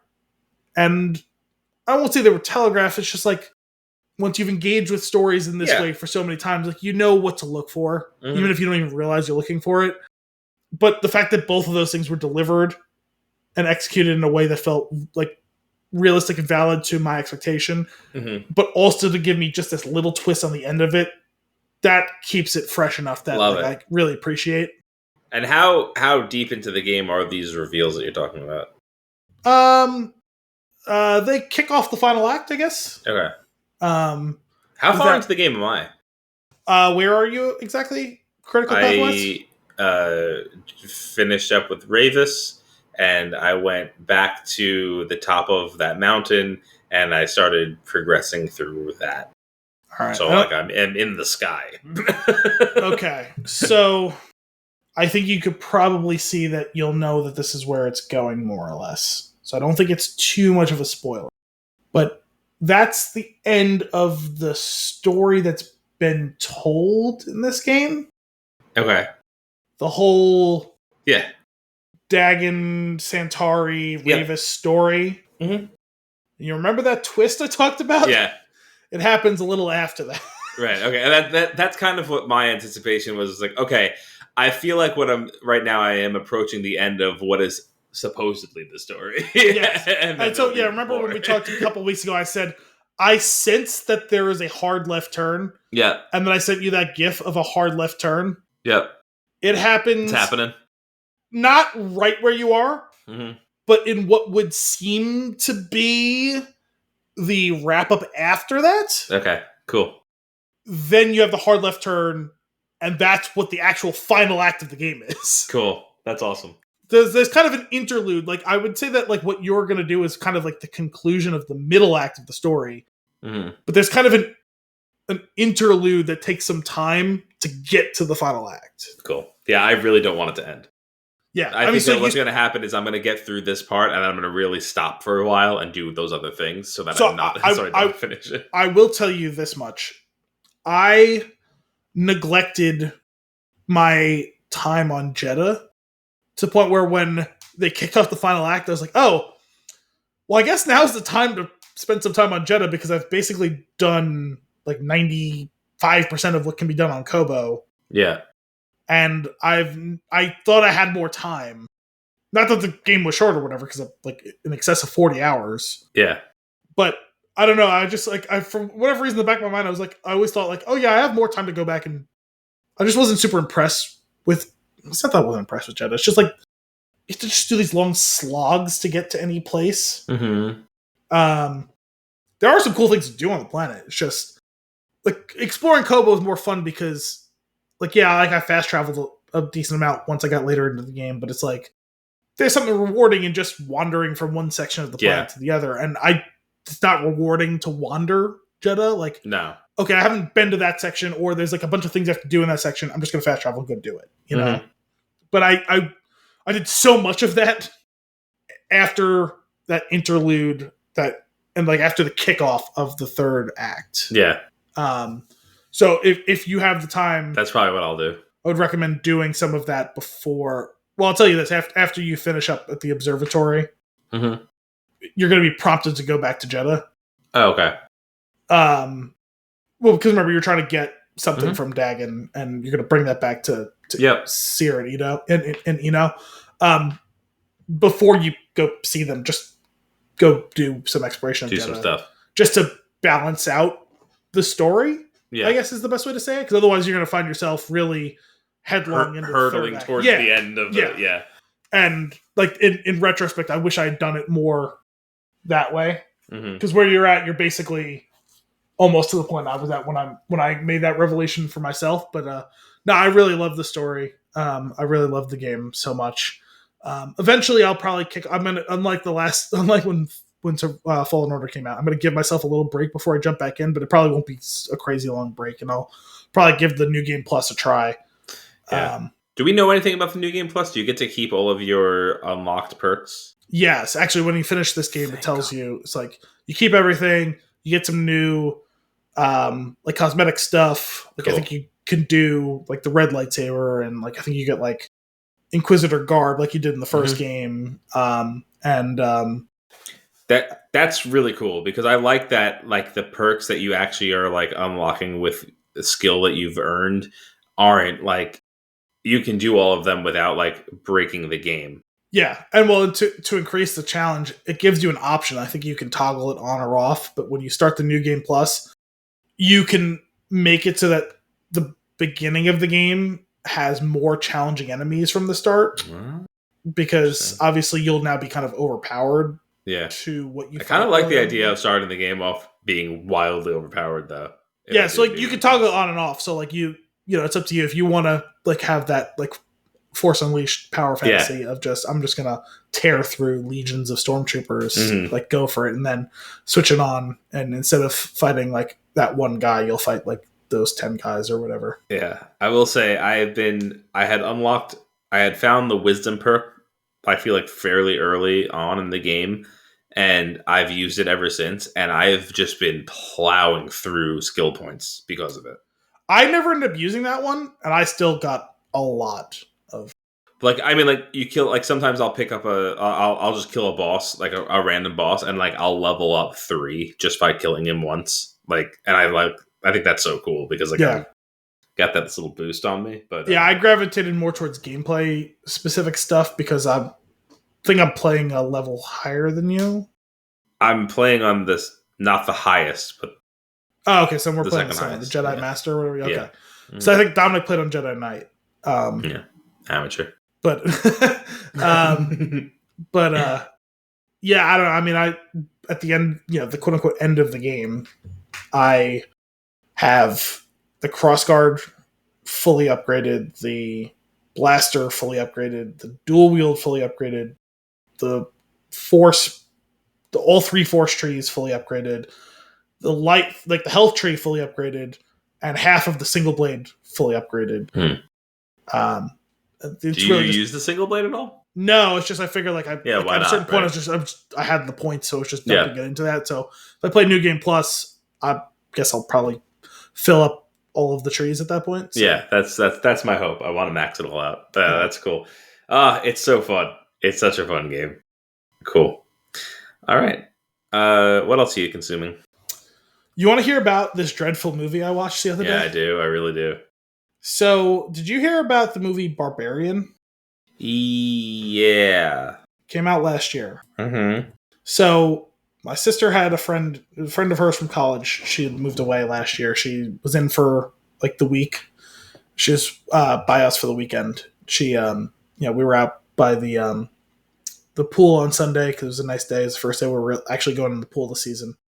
And she was, the two of them were like sitting with like their feet in the water, and I was like kind of off the side, like I had like my drink, whatever. And they were talking about some movie, and I asked, and she said, my sister's friend is like really likes horror movies for some reason. And not that this is necessarily a horror movie, but they're like, my sister's like, she watches Sharknado to go to bed. Like that's like her like calming comfort movie. I was like, what? She's like, Something wrong with you? Yeah. No, I mean like no judgment, but it's weird. No judgment, but judgment. Yeah. And so anyway, she was like, yeah, no, I like horror movies, like kind of like, I think she likes like the type of movies that are like comically gory type of horror movies. Mm-hmm. So anyway, she was telling Gianna about this movie, and I was like, that sounds vaguely familiar. So she brought it up on her phone, and I was looking at it. I was like, oh, yeah, I remember seeing a trailer for this last year. Mm-hmm. Justin Long. Yeah. I was like, okay, yeah, no, that rings a bell. I was like, I have not heard anything about the movie. I remember seeing the trailer for like 10 days on TV and then never hearing about it. Mm-hmm. So it's like an Airbnb like situation, right? Like it's something creepy's going on. Okay. Yes. Two people get double booked in an Airbnb, and then something creepy happens. Very much remember this. So she's like, wanted to get Gianna to watch a movie with her. Gianna's like, I'm not big on horror movies, whatever. And I was like, I'm not really big on it either. It's like, I mean, I'll watch it. So the three of us sat down and watched it. Her friend had already seen it. It's so bad. So the problem is, the first act of the movie is actually pretty legitimately intriguing. Okay. So I knew Justin Long was in it. I didn't recognize the girl from the trailer. I looked her up. I don't remember her name. And I could look it up. But I don't remember seeing in the trailer. Maybe I'm just not remembering it. But I didn't realize. Georgina Campbell? Yeah. I didn't realize that Bill Skarsgård was in this. There's a Skarsgård and everything. It's just safe to assume that everything that you watch will have at least one Skarsgård. So you're not going to watch this movie, right? No. It's so bad. Okay. So spoilers if you guys care about this movie, because I'm going to talk about it. I'm going to give you a full plot synopsis because I just want you to understand how. You're not going to get the full effect from me just telling you, but you'll get enough of the gist to understand. Mm-hmm. So she's driving in the rain, dark, goes to this house. She checks the phone for the booking. Mm-hmm. Here's the lockbox, whatever. She does it. There's no key. Already suspicious, right? Yep. She looks up and down the street. If this was one of those Goosebumps choose your own adventure ones, it's like, what do you do next? Do you knock on the door? Do you go home? This is like, I would finish those books in 6 pages because I'd be like, do you go into the Haunted Carnival? No. And it's like, the end. Yeah, no, like 50 times in this movie, I was like, you're the stupidest person alive. I don't care if you die. Yeah. You're the stupidest person alive. I don't care if you die. Other person in this movie, you're challenging her for stupidest person alive. I don't care if you die. Yeah. I actively hope you die. Yeah. So anyway, so she looks up and down the street. There's one house with a light way down, like a street light next to whatever. She calls. The booking doesn't, no response. It's like 11 o'clock at night, 12 o'clock at night, something. She goes back in the car. What the fuck do I do? Light goes on inside the house. So she goes up. She's ringing the doorbell. Mm-hmm. Bill Skarsgård opens the door.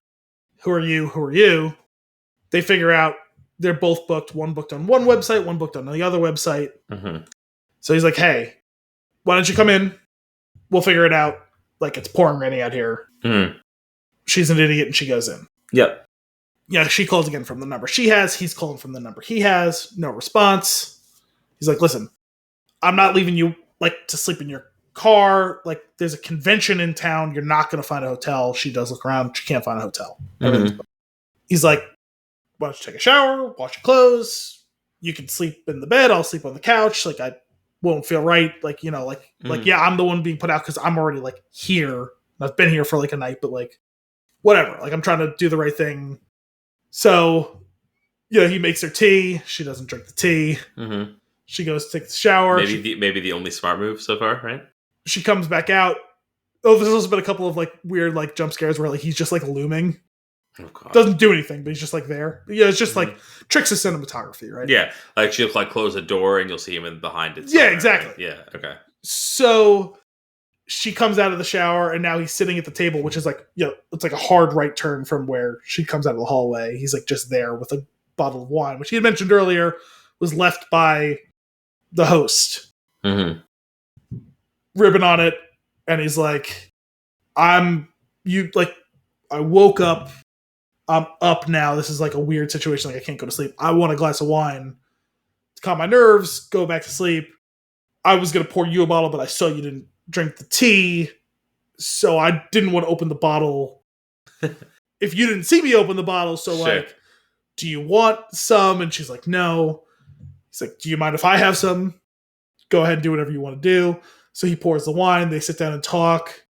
She starts drinking the wine. They're drinking the wine. They're having a good time. She's in town to interview as a researcher for a documentarian who's doing some sort of documentary on jazz music in Detroit. That's where this takes place, in Detroit. Okay. He's like, well, you should interview. And she says, who? He goes, me. She's like, what? And he's some guy who's vaguely, tangentially involved with the music scene or whatever. Okay. They have a really good night. There's kind of a vibe at the end of it. It's awkward, but they both go their separate ways. She goes to bed in the bedroom. Mm-hmm. He goes to bed on the couch. She goes to sleep. She wakes up. The door's cracked open.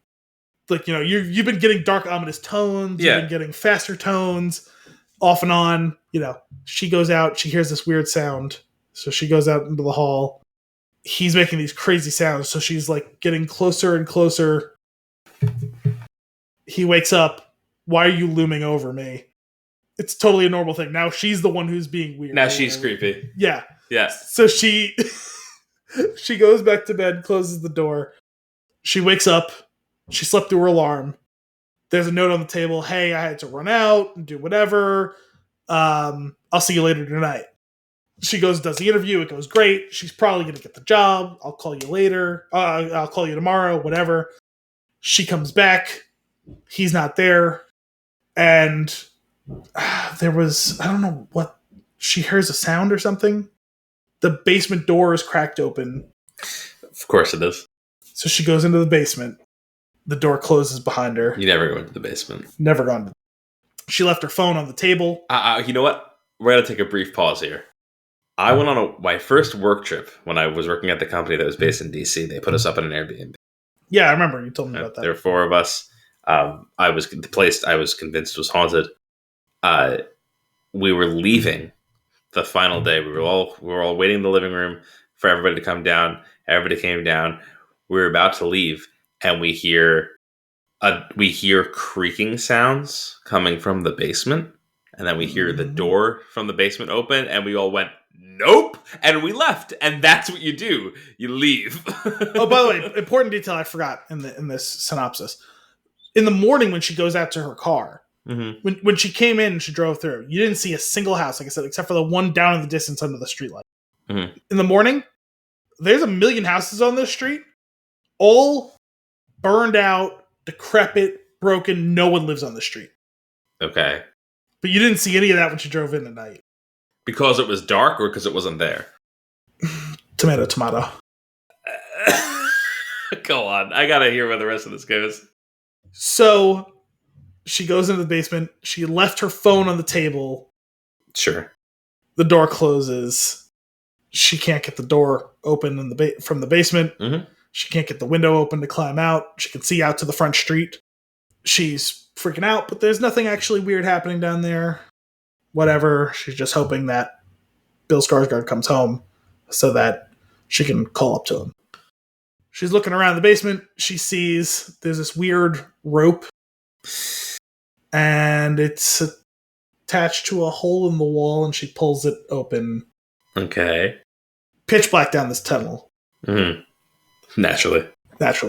She puts a mirror. She's finagled it so that she's reflecting the light from the one light in the basement to see like 5 feet into the tunnel. Okay. She creeps down the tunnel. There's a door on the left. She goes in. The best phrase I can use, trigger warning, but it's a rape room. Right, sure. Blood splatter on the wall, bucket at the end of a rickety bed, ancient camera tripod set up. Okay. So she runs back out of there and, predictably, pretty terrified of the situation.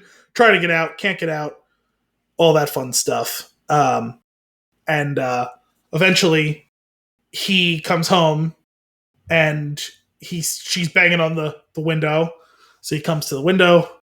She's like, I can't fit out of the window. Yeah, they get it open together because it's one of those ones that like it doesn't like go up and down. It like kind of like pivots. So there's not enough room for a person to climb out of.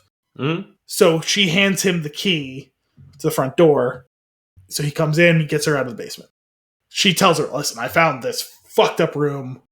Don't know what's going on. Yeah. Blah, blah, blah. He's like, yeah, listen, you sound a little crazy. Let's calm down. I'm sure it's not what you think. All that fun stuff that happens. Blah, blah, blah. She's, oh my God. He goes, I'm going to go down there. Let's go down and take a look. See what's there. I'm sure it's not. Just leave. She's like, I'm going to go. He's like, listen, if you got to go, I get it. I'm going to take a look because I'm sure it's not that bad. So she's going to go. He's going to go downstairs. She doesn't go. He goes downstairs. He doesn't come back. He doesn't come back. Yeah. So she goes to the door. First smart thing she does the whole thing. She props a chair in front of the door. Smart move. First time she's done something smart. It's a big play. That's first time she's done something smart in the whole movie. She goes downstairs. She's calling to him. faintly can hear him in the distance. So she goes and she finds out that hallway doesn't end at the rape room, that the hallway goes further, and there's a staircase down deeper. Oh, God. So she goes down there. She's calling to him very loudly, which I wouldn't be doing if I, whatever. She's got her flashlight on her phone. His voice getting a little louder. She finds him. He's terribly panicked. She's like, "What are you doing down here?" Yep. Blah, blah, blah. He's like, shut the fuck up. And she's like, "I don't understand. What do you?" He's like, "Oh my God, there's something else down here. It bit me." She's like, "What are you talking about?" Please tell me Justin Long bit him. Regretfully not. Ah, so close. And then you hear footsteps. Because so far there's only been 2 characters in this movie. Yeah. I know he's in it. Footsteps. Terrible, disgusting, hasn't seen the light of day for 30 years. Naked woman grabs him by the head, smashes him to death against the wall. The two of them, her and this other, and the main character, lock eyes. Cut to black. Wait. Yeah. Sorry. Who's bashed whose head in? Exactly. This disgusting woman who is butt-ass naked comes running up from behind him in the tunnel, bashes the Skarsgård. Okay. Undetermined what happens to the other girl. Cut to black. Justin Long driving down the California coastline, listening to music in his convertible. He's a actor who's, it seems like, is probably a fail son. Okay. He's got a pilot that he's waiting to see if it gets picked up. He's accused of sexual impropriety by a co-star. The pilot's not going to get picked up. He's got lawsuits coming against him. So he's got to figure out what his next steps are. Turns out that he's invested in some properties. He owns a couple of things in Michigan. Okay, he's going to lay low. Goes back to Michigan. He's going to live in the house that he's been renting out via Airbnb. He shows up. This is weird. There's a bunch of stuff here. And someone propped open the basement door, and there's a light on down there. Well, I'm sure that's not weird or anything, but he calls his booking agent, whatever, who works for him, ostensibly. Whose stuff is here? Like, are there people staying here? They're like, no, we haven't had anyone staying there in a couple of weeks. All their stuff is here. He goes out on the town. His old buddy from back home is, so did you do it or did you not do it? All that fun stuff. We find out Justin looks a real piece of shit. Oh, God. Because, he plays the denial game, and then when he's talking to his buddy, it's like, he hit him with the old Family Guy Sean Connery, 50 no's and a yes is still a yes. Mm-hmm. It's gross. Just generally gross behavior. Yep. So he starts hearing weird sounds. He thinks that there's someone in the house. He goes downstairs. The basement door closes. Amazing. He goes down the tunnel. Oh, wait, no, sorry. There was an intervening step between all of that. When he finds out that there's the secret passage in the basement, he realizes that he can exploit the additional square footage to charge more for his Airbnb. So he gets doesn't care about the rape room. Right. There's an extra bed. He gets a tape measure, and he's measuring to find out what the extra square footage is, so he can increase. This is the first thing that comes to his mind. Yes. Okay, got it. Well, because his financial planner told him he's got like 3 months until he's like insolvent. Okay. So he goes through all this. Okay, this portion of the storyline in the trailer is coming back to me too. Yeah, I don't remember Bill Skarsgård being in the trailer. Okay. So he goes through this whole thing. He's measuring whatever. He finds out there's so much more tunnel than he thought. This is a boon to his his and pay no attention to those cages over there. Oh my God. Yeah. Deeper and deeper into the thing until there's a little bit of light at the end of the tunnel and some noises. He walks in and there's a room with a television playing something from, charitably, let's call it the 1980s. Okay. And it was teaching a woman how to breastfeed their child for the first time. Okay. And then the tape measure gets yanked out of his hand. Mm-hmm.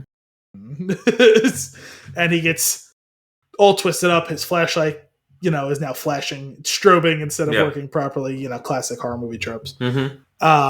And he gets accosted by the disgusting woman, and he gets subdued and dragged and dumped into a pit, which has a grate on top of it.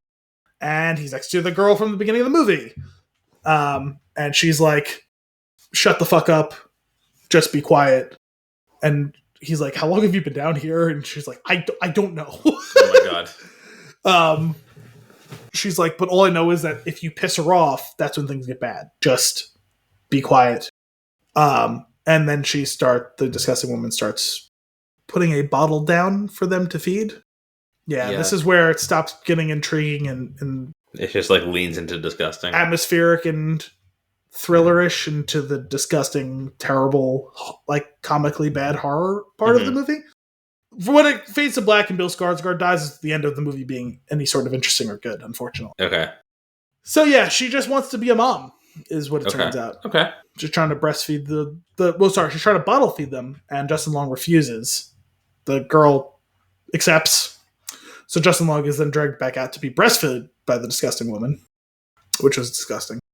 But the girl from the beginning escapes. She runs out of there. And I don't remember if it was right before this or right after this, we get a flashback scene to... You remember Kingsman? The first one?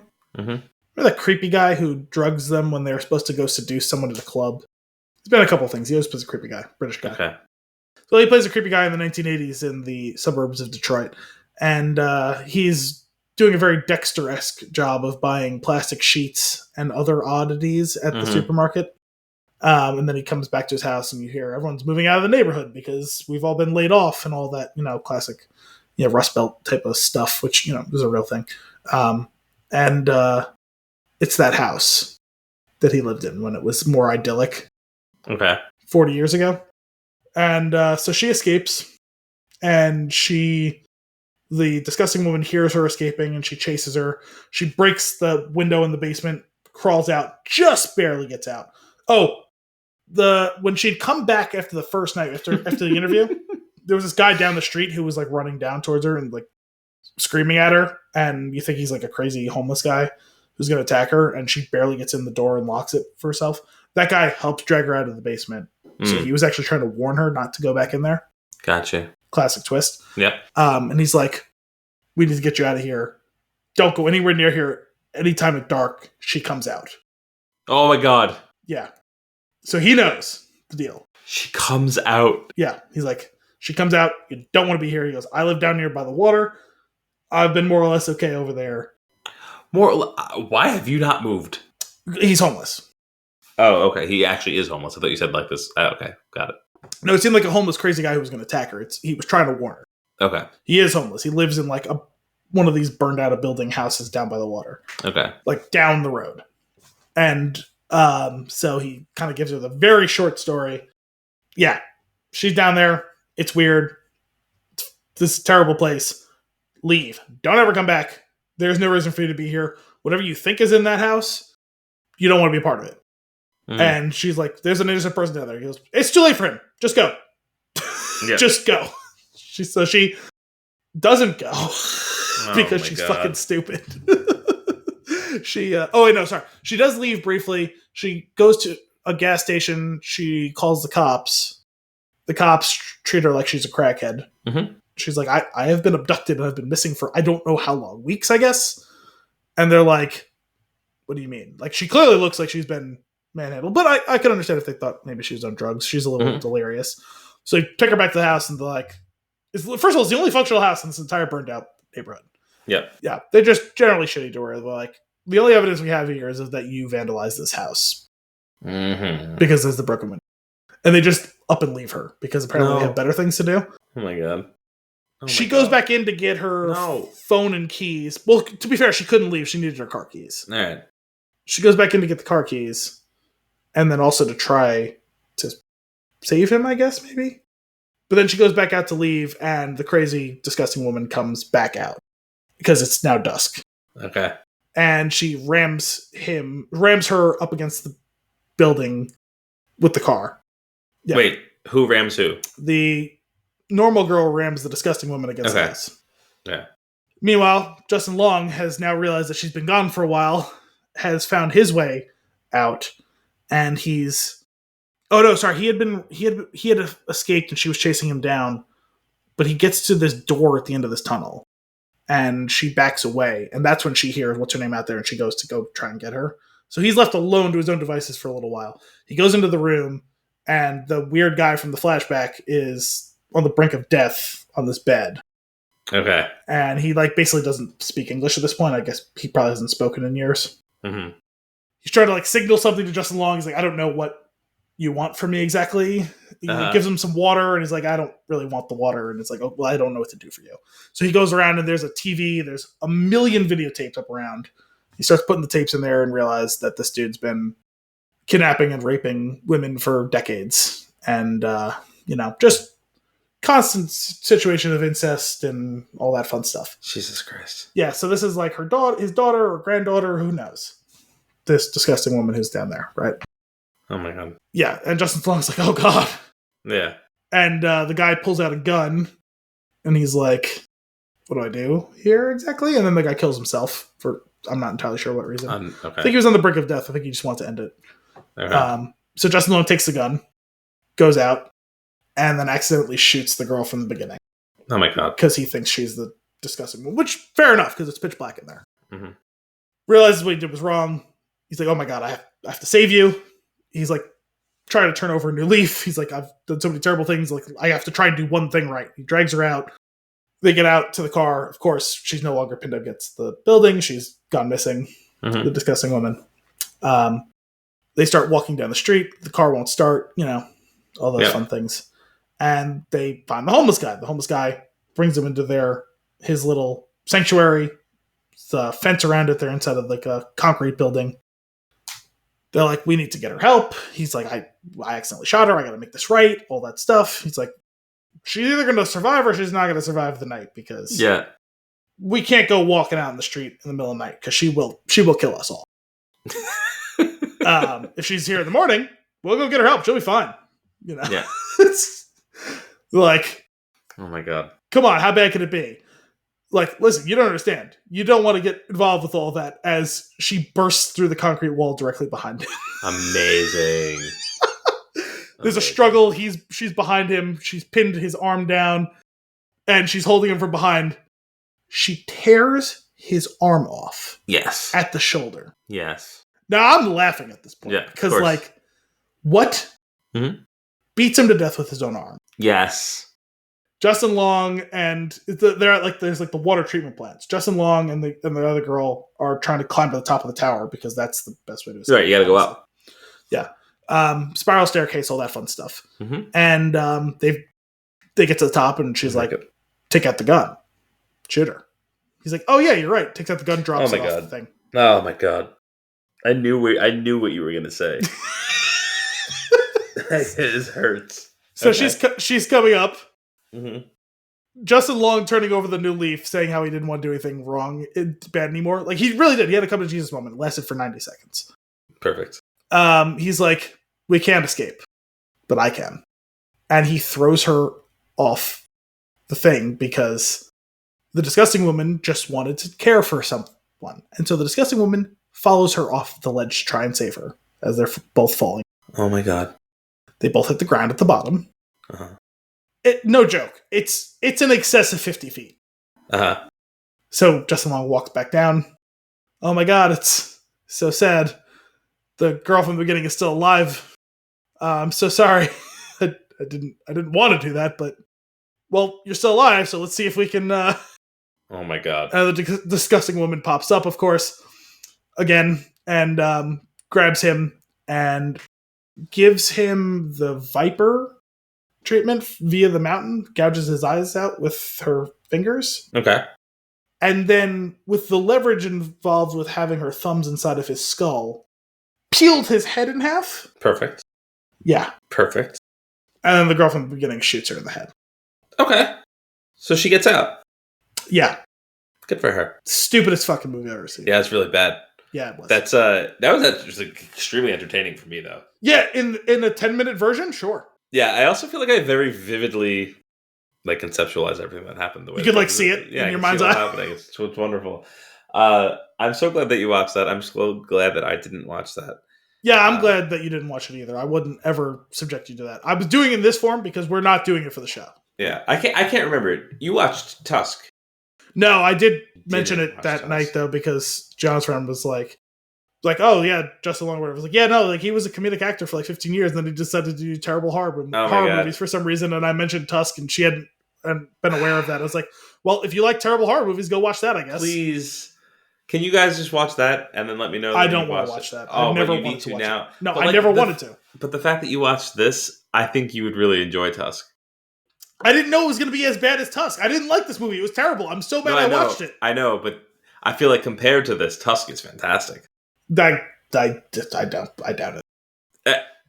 You got to watch it now. You got to watch it. You know what? I kind of want to watch Tusk with you. I don't want to watch it though. We're going to make that happen one day. I feel like I only have one terrible horror movie a year in my quota. Well, it won't be this year. Okay.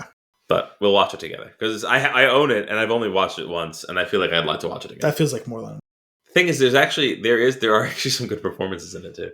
Sure. Oh, man. The Bill Skarsgård was great in this movie. It was fucking awful, though. Oh, my God. This is great. This is just... I got mad at him. We just did John Wick a couple weeks ago. Mm-hmm. I got mad at Bill Skarsgård. It was like, you are too deep in your career to do this movie. You are an established actor. Who blackmailed you? I understand if this was like the first feature role you got, I get it. But you are already a well-regarded actor who's done really good things in really big movies. Why would you ever do this movie? It's fucking awful. Oh my God. I was mad at him. That's fair. All right. This episode's getting a little long in the tooth. I'm going to run through real quickly some quick consumption on my part before we bounce into our flick. So first things first, Kim and I we just got sucked into the show Outer Banks. Why? I don't know. I've heard it's dreadful. I think Kim had said that she had heard that it was good. We put it on. I've heard it's entertaining but terrible. Yes, it's exactly what it is. Okay.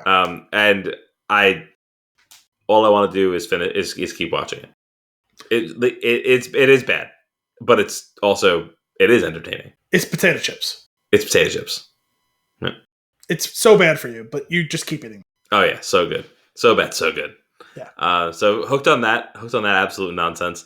We went away, so I got 2 in-flight movies in.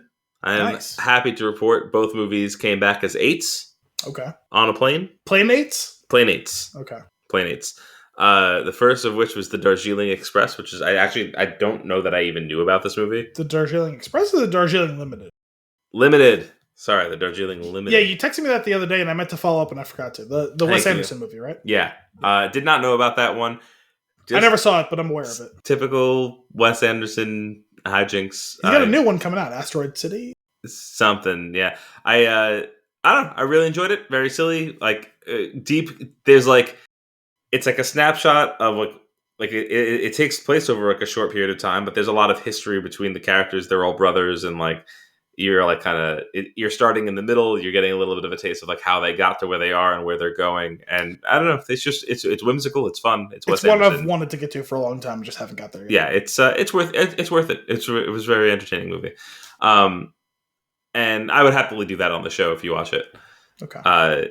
And then the next one was In Bruges, which I had never seen before. I had always wanted to watch it. Martin McDonagh. Yeah, I went to watch it, and I never did. Did you like it more or less than the Irish one we just watched last year? Or earlier this year? What was the one we watched? The one with Colin Farrell and Brendan Gleeson. Yeah. So 3 of them did both those movies. What was that movie called? I can't remember. Anyway, I liked it. Banshees of Inisherin. Banshees of Inisherin. I think I like it more than that. Like, well, not like I don't know. It's hard to say. It's a very different experience. This one is a little bit more. They're both. Well, this one is I feel like more easily identifiable as a dark comedy. Yes. Where the other one is like, I don't know what this movie is. It makes me feel things at different times. But they're both pretty depressing, but yeah, I think there is definitely more of a comedic bent. There's a lot of laughs to be had in Bruges, and the way that Ridiculous their performance banter. from Ray Fiennes. Oh my, so ridiculous! Like, also, just what a pleasure to introduce him in the third act. Yeah, Like, just and like his whole thing about honor, and like he's just, it was just so funny. Okay, so the movie is actually we got some very silly moments. It's extremely dark. It's extraordinarily dark, like what's yes. actually happening with the lead characters. But there is one particular thing that I was laughing out loud on the plane. And it was they're in Bruges, and Brendan Gleeson wants to go to the top of this tower, and Colin Farrell's like, "I'm not doing that." He's like, "Okay, I'm doing it." So he sits down. 3 heavyset Americans come over, and they stand directly in front of Colin Farrell, and he's like, obviously annoyed. He's like, "Why are you standing right in front of me?" And then they're like, "Have you been to the top?" And he goes, "Yeah, it's not worth it." And they're like, "The travel guide says it's a must see." And he goes, "Well, you're not going to go up there, are you?" And they're like, "What's that supposed to mean?" And he's like, he's a little bit wishy-washy. And he's like, it's just a bit windy is all I'm saying. And he goes, "What are you trying to say?" And he goes, "What am I trying to say? You're a fucking elephant." And the guy goes, "What?" And he goes to swing at him. And he just like kind of casually gets up and keeps sidestepping the guy trying to attack him. And he's like, "Come on, buddy." He's like, just stop. And eventually the guy gets winded and stops coming after him. And they're walking towards the tower. And the girl turns around. She's like, "You're just about the rudest man I've ever met." And Brendan Gleeson comes out of there. The 3 of them are walking towards where he just came out of. He goes, "You're not going up there, are you?" And the guy goes, "What?" He's like, "It's just a bit narrow is all I'm saying." And I was like they said it like it was like very matter of fact. They were actually being nice to a degree, like even if it like wasn't the nicest thing to say. Like they were kind of looking out for them. It was so funny. They call this back at the end of the movie when Brendan Gleeson and Ray Fiennes are trying to go to the top of the tower to kind of finish their business. And the guy that keeps guard and like lets people in, he's like, "Tower's closed." Brendan Gleeson's like, "Doesn't close until 7. He's like, "Doesn't close until 7 normally, but an American went up there earlier today and had a heart attack." It just killed me. It's just like they're like little things like that type of dialogue and like that delivery that's been going on. That's what made the movie so entertaining. But it's also so heavy, and gross. But like it's a bizarre film. But I enjoyed it. I enjoyed watching it. Yeah, I didn't hate it, but like, I don't know, people like adore that movie, and I liked it. I thought it was fine. Oh, they had another callback bit where it was, if somebody comes at you with a bottle, and you can shoot them, that's just self-defense. And it's like the bottle can be a deadly weapon. He's like, Brendan Gleeson goes, "Yeah." He's like, "That's right." He's like, "It is." He's like, "Well, I guess hands could also be considered a deadly weapon." And he goes, "What? Like if the guy knows karate?" And he's like, "No." He's like, I guess he's like, "The guy didn't know karate." He's like, "That's not what I'm saying. I'm just saying hands can be." And he's like, "Why are you bringing up guys knowing karate while I'm talking about bottles and guns?" And like, it's just this bickering that goes back and forth.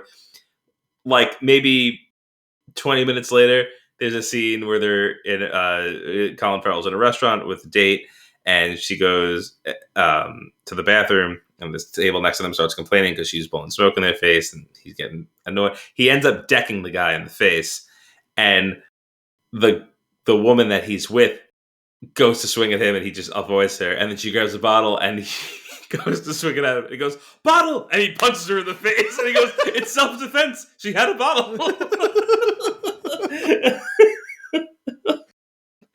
Oh my god, it's just I love that. Like they just like kind of created like this little rule and executed it so well. A lot of the details of that movie didn't really stick with me necessarily. There's only like some very specific things. I guess maybe it's more towards the end, like the reveal as to what Colin Farrell's so down on, because they tease it out in the course of the movie. That was really well done. Mm-hmm. And all the scenes with Ray Fiennes were pretty damn good. And when when Brendan Gleeson finally like comes to it, is like, "Why? If you're planning on killing him, I'm like, why did you send him here, and he's basically just like, I don't know, it's a wonderful city. I wanted him to see something nice before he died. I don't know why that stuck with me. Yeah. Oh, that was ridiculous. So ridiculous. Man. Anyway, that's it for consumption, I think, unless you have anything more to add. The only thing I have is just like an eye towards the future. Because in the last couple of days, I just saw like a bunch of things that are debuting within the next week or two. We have the final Henry Cavill season of The Witcher. Is I guess this weekend maybe. Is it that soon? I didn't even realize. I think it's like the 18th. Oh wow! Okay, cool. So that's season 3 of The Witcher. I saw that like 4 days ago. And I was like, fuck, I was planning on rewatching the first 2 seasons. It's not going to happen, so I'm not even going to bother trying. No. Which is a little disappointing. I wanted to. I thought I had like months until it came out. And instead I just kind of assumed like end of the year. Yeah, I don't know why I thought it was like September. Yeah. And I was like, fuck, I thought I had so much time to do that. Now I have no time. So I guess I'm just going to have to wing it. I mean, like, I remember more or less what happened, but I genuinely enjoyed the first 2 seasons. Like, I wanted to retackle it and refresh myself because it's been like 3 years or something like that since last season ran. Dial Destiny is out later this month. Isn't that out already? No. Oh. I think it's like the 26th or 24th or something like that. It showed 30th. The 30th, one of those days. They showed it at Con. Oh, okay. That's why the reviews came out. Yeah, so the reviews did not perform well. Yeah, that seems to be the case. Yeah. Although I haven't really seen anything like concrete. I read like 2 reviews that were like from like good sites that I trust, and I'm like, yeah, there's a strong chance that this is like a Last Jedi situation. So we'll see. The thing is, like, both of them were negative, but not even like. It just felt like they didn't know what to do with it. It didn't feel like there was even strong. Like, I hated it because X, Y, or Z. Like, whether those reasons were valid, it just felt like they didn't know what to do with the movie. Yeah. Which, fair enough. Maybe it's a clunky movie, and like they just didn't have an effective way to say that wasn't that one sentence, because you can't make a review out of that one sentence. Right. I don't know. I still would like to see it. Same. The Flash. I really want to see The Flash. Well, that's still like a month away. That's July, right? I don't know. I thought it was July, but I could be wrong. I know that's like they've been doing a lot of ads lately, but I thought it was like a month from now. It's out. Friday. Oh, I thought it was like a month from now. June 16th. Oh, maybe I thought it was July 16th for some reason. But I think there's one other thing that's coming out, like a show, but I don't remember what now. Those are the 2 things I've written down. I saw something the other day that was like, there's for Spider-Verse is out also. We have to see that. Well, that was out last weekend, which I do want to see that very much. It's getting rave reviews. Yeah. And we both really liked the first one. So good. So good. I definitely want to see that. I was definitely not going to get to it this weekend, and I'm not sure about this coming weekend. So fair. But no, I feel like there's one other show, because I remember like it struck me the other day. I was like, oh wow, there's like all of a sudden like just a whole dump of things coming out in the next couple of weeks. But I don't know. It was just kind of an eye of the future that we're in a moment here. We a couple weeks ago we had a whole bunch of things end, and we got a whole bunch of things kicking off now, which is kind of cool. So. Very nice. Sweet. Well, I think with that, it's time for us to get into our flick of the week. Dungeons & Dragons Honor Among Thieves. Released in 2023, rated PG-13 with a 2-hour and 14-minute runtime. Your IMDb synopsis. A charming thief and a band of unlikely adventurers embark on an epic quest to retrieve a lost relic, but things go dangerously awry when they run afoul of the wrong people. Is that what happened? They ran awry when they run foul. Things go dangerously awry when they run afoul of the wrong people. I mean, yeah, kind of. I guess that's what happened. By the vaguest definition, yeah, sure. All I know is that the advertising materials, the synopsis here, nothing's doing this movie justice. This movie was really entertaining. It was pretty poorly marketed, because it was only like at like the time that it was fully in theaters where I even had the slightest inkling of like I might want to watch that, but I'm just not going to go to theater to watch it. Yeah. Why don't you give me your Toot-length? A fun romp in a classic fantasy setting with a cast that has strong chemistry. You can't ask for very much more if you are not a diehard adherent of the source material. 6.5. Yeah. I was much more generous. Wonderfully whimsical and incredibly imaginative, D&D Honor Among Thieves is an instant classic. 8 out of 10. Oh, okay. I mean, it's a fun movie. Yeah. I enjoyed it. Like, it's not like a great movie. No, but it's a fun movie. Like it's very fun. It's got its flaws and some of it's a little bit formulaic, but for sure they just have so much fun doing it that like you can't help but have fun with them. So like I wasn't going to give them a crazy high. Yeah, that's totally fair. All I could every moment watching that movie, all I could think was like, man, if I saw this like when I was like 12, I would have rewatched this movie like a million times. It would have been like one of my all-time favorites. Like it would have been a thing that I would like a Princess Bride. Like it would have been something like that I want to like. I love the setting. I love the characters. I love what's going on. Like I would have watched it over and over and over again. The weird thing is like the CGI in this movie. Some of it looks like it came out when we were 12, but also some of it looked like it came out now, which is weird. Very strange when that happens. Honestly, like I'd rather it all be bad. It's less jarring. Consistency has its benefits. But yeah, I don't know. I've realized I've reached a weird barometer. If I watch a movie that has Chris Pine in it, if he looks like he's having fun, I will have fun. Yeah.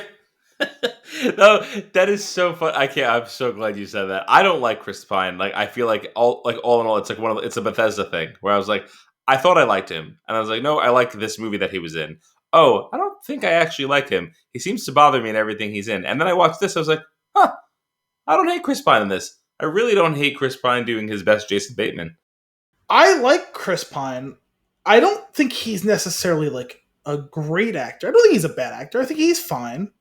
I like him, but I think I've realized now, because I haven't seen him in a ton of things, but I've seen him in enough things to realize that he will do enough with whatever you give him. If you give him crap, he'll dress up the crap a little bit. And if you give him something great, like he'll do a good job with it. Like he's not going to like super elevate any material. But my thesis on him actually came out very incidentally the other day because I caught the second half of Horrible Bosses 2. And he's having so much fun in them. Yeah. And that's when it kind of clicked for me. It wasn't when I first watched this movie, but it clicked for me, like having watched that, thinking about it through the lens of we're doing it for this week's episode. I was watching that movie, was it last night or 2 nights ago? I think it was 2 nights ago. And I was like, oh, when he's having fun, I end up having fun along with him. Yeah. But I don't know. I mean, the first thing I ever saw him in was my sister was of the right age when the you remember the Princess Diaries movies? She was young when those came out. The Anne Princess Hathaway. Diaries. It was Anne Hathaway's first like starring role. Yeah. It was Disney stuff. He was in that? He was in the second one. Huh. I saw those movies a few times because she watched it a ton as a kid. Okay. And he was not anything special. I really didn't think anything of him. I've only saw the first of the Star Trek movies. I never saw the second or third one. Okay. Horrible Bosses 2. I watched, we didn't do it for the show. I know I mentioned it on the show. The Amazon movie that came out a year or two ago. It was All the Old Knives. Yeah, we didn't do that. I liked him in that. Not to say that he was necessarily having fun, but it's actually really the only thing I ever saw him in that he like did a performance in, like dramatically. Where it's like, oh, okay. And then the first Wonder Woman, he looks like he's having fun. And I had fun for most of that movie. He didn't really look like he was having fun in the second one. And nobody had fun with the second one. Yeah, and I didn't really enjoy that one. No, it was just a bad movie. I think Kristen Wiig might have had fun in that. No, Pedro Pascal had a he great definitely time in that movie. But Pedro Pascal is only always having fun. Like, well, he's only always giving his all. I've never seen a male performance in. That's true. That way. Yeah. Because I don't think he was having a ton of fun in The Last of Us, but he's doing tremendous work. Yeah, that's fair. But anyway, my thesis is if Chris Pine's having fun, I'm having This fun. Means War. Didn't you watch that? Because Never didn't we saw do it. that? I thought we did that on the show. No, I never saw that one. I've heard good things, and That's a from fun movie. from the trailer, it looks like he's having fun. It was entertaining. Okay, so that's fair. If Chris Pine is in a role where he can have fun, Yes. then okay, that's good. That's good. But I think you're right. I think it's more about like if you're giving him this like brooding blah character, then that's what he's going to give you. Yeah. And if you're giving him this funny like charming character, then that's what he's getting. So all in all, then I guess good actor. Solid. Right, and actually, I don't know too much. You'd have to look more into it because I remember hearing about this a few years ago. He's the type of success story that you should root for. He seems like a really good guy in real life. He was a guy who like worked his way up from the bottom. Like he was like not like a star in the making. Like he worked shit jobs, like unlike crew of Hollywood before becoming an actor. Cool. And it's like stayed like a grounded regular dude from what I understand. That. So he's the type of guy you want to root for. Just a workman type of actor from what I understand. And maybe that's not true, but that's what I've heard. So nice. There's a long weird intro into this, but basically fun movie is dumb. There's some dumb in this movie. Oh, it's so dumb. It's so dumb in the best way. And like I always loved the concept of D&D. I've only gotten to play like 1 or 2 times in my life. I really would love to play more. Brandish and I. But like from what I can tell, they do a pretty good job of like really sticking to certain tropes and like making it really feel like just to think about like the opening of the movie and like his character defending himself in front of this, like he's doing a character introduction. Like he's telling you who he is, which is what you do as a player when you start the game, right? And like I thought that was just really funny to like use that mechanic. I would say hard backstory on character introduction by way of prison tribunal. Yeah, it was just so funny, and being really thrown off that Jonathan is not there. Yes, and should we just wait? Because I don't want to get into it and then have to restart the story. I was a little worried. I was a little worried during that it was going to be one of those things where they were going to play that card one too many times where it's like, okay, this isn't really funny anymore. This is just kind of flop sweaty. But I think they just towed the line and they needed to do it just to get through it, to get to the actual fun. Yep. Which comes like 90 seconds later when Jonathan shows up. Which was just, I mean, it was so comical. Oh, he goes through this whole heartfelt thing, right? He explains his whole story, which is actually it's actually a pretty great story that I actually thought was awesome. And then what is Michelle Rodriguez's character name? Holga? When she's like, Holga, do you have anything to add? No. And I was like, and he's just like, okay. And then Jonathan walks in and he's like, it's so good to see you, grabs him and dives out the window. And as they're falling out the window, but we were pardoning you. and I feel like that sets the tone for the whole movie. Which hijinks ensue, literally and metaphorically. Yeah. Oh my God. So like Michelle Rodriguez, I feel like is doing this really, really funny kind of crossover character that is like definitely inspired by Drax. It was part Letty from the Fast and Furious movies and part Drax. Which is kind of great. Like, there's definitely a lot of that, like, just taking things at face, like, very, like, at face value, like, literally, which I just thought was, nothing would go over my head. I would catch it. Which I just thought was so funny. The whole introduction to the characters in the cell with this big bad character being entered the cell. You really don't want to bother her when she's eating her potato. It's like the highlight of her day. Oh my God, the potato throughout the movie. Potatoes played a pretty significant role throughout. But yeah, that was for their relationship. I loved their relationship because I feel like a lot of times with the movies, if there's a male and a female character, it's like, well, we have to have some sort of romantic interest between the two of them. But it wasn't like that with their characters. And he even calls them like a brother and sister relationship. Like, I liked that, but they didn't change it towards the end. There was just like, well, especially a different kind of love between them, and it was just kind of refreshing, like to not have to do that. Well, especially the permutation being that like they are co-parenting, Yeah. but they're not husband and wife Right. or boyfriend and girlfriend, which is not a super common thing, but it felt natural and well executed in this. Yeah. Yeah. I enjoyed that. When they escape from this cell and they make their way to wherever, what's his name?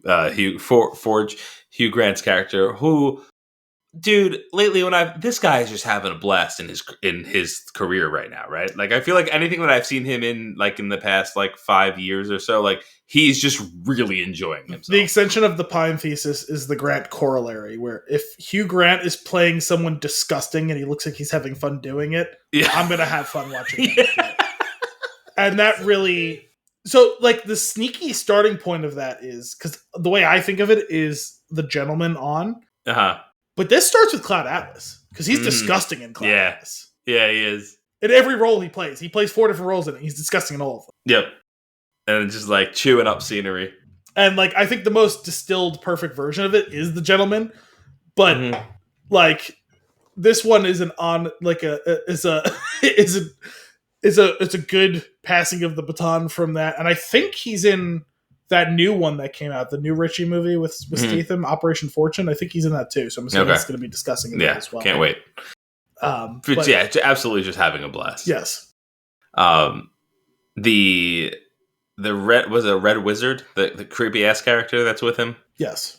That character in general, like so mysterious, so intriguing, like and also like really playing into like making you feel weird and uncomfortable, like with like the movements and like the way that she like delivers stuff. I thought that was really awesome. The dead eye stare. Yeah. When Edgin and Holga escape, though, or not escape, when they're being when they're taken down into like a hole somewhere and like put there to their knees and they're going to have their heads cut off, the conversation about the axe and where it's from and how to properly take care of it. Yes. Like I was hysterical. I was just like, this is just so stupid. Followed up by like Chris Pine be like, what's taking so long? Kill us. Yeah. And then I love it. So like then Holga obviously takes matters into her own hand, disarms the guy with the axe by using the stone, which, what an incredible choreography. The way that she hits his foot, which makes his head come down, and then she lifts the rock up, which hits him in the head. And I was like, this is just a wonderful dance. There was actually some weirdly excellent fight choreography in some of these scenes. And all in all, like, and that fight goes on and on and on, and she's just absolutely kicking ass.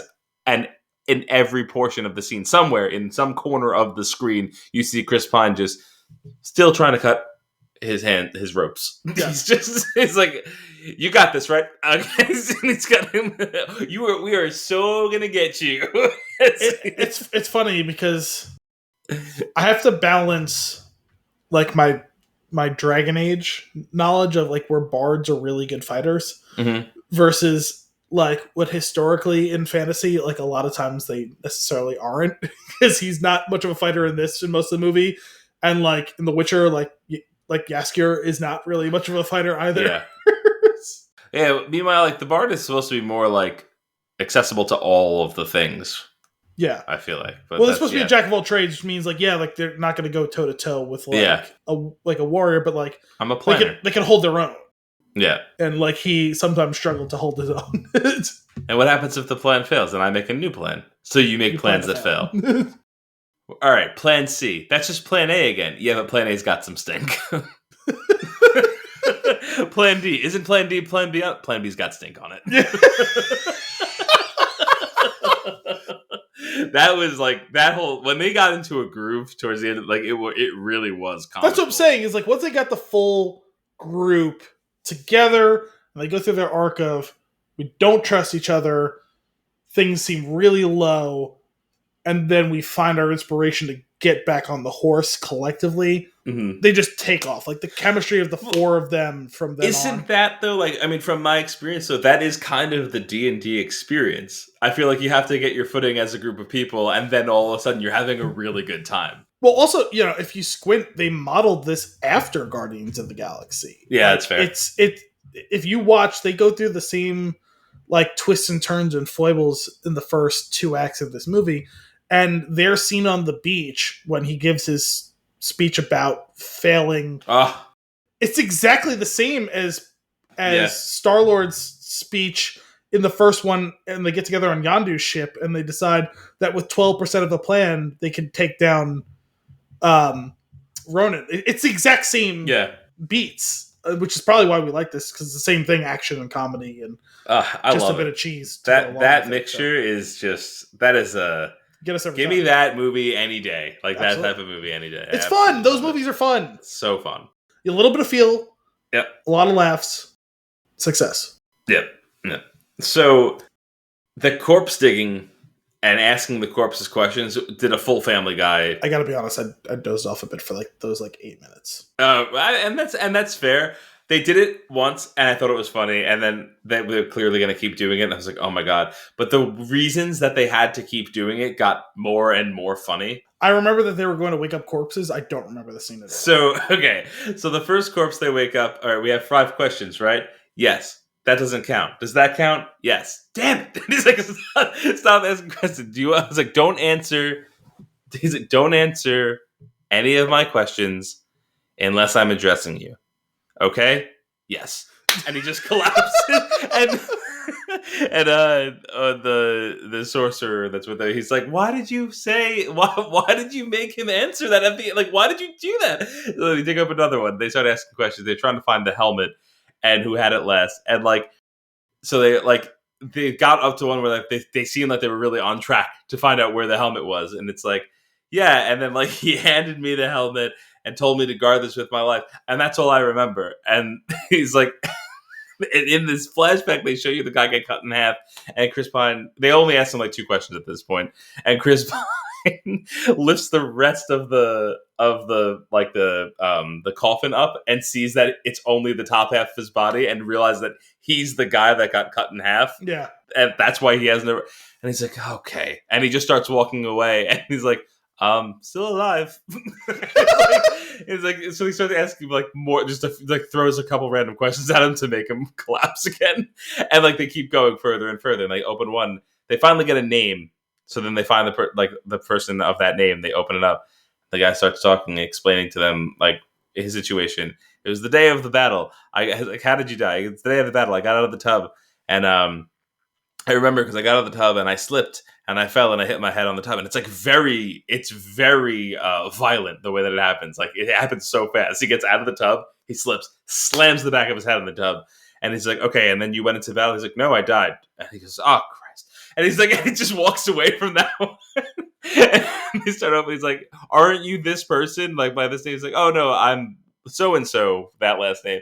You're looking for my brother. And they finally figure out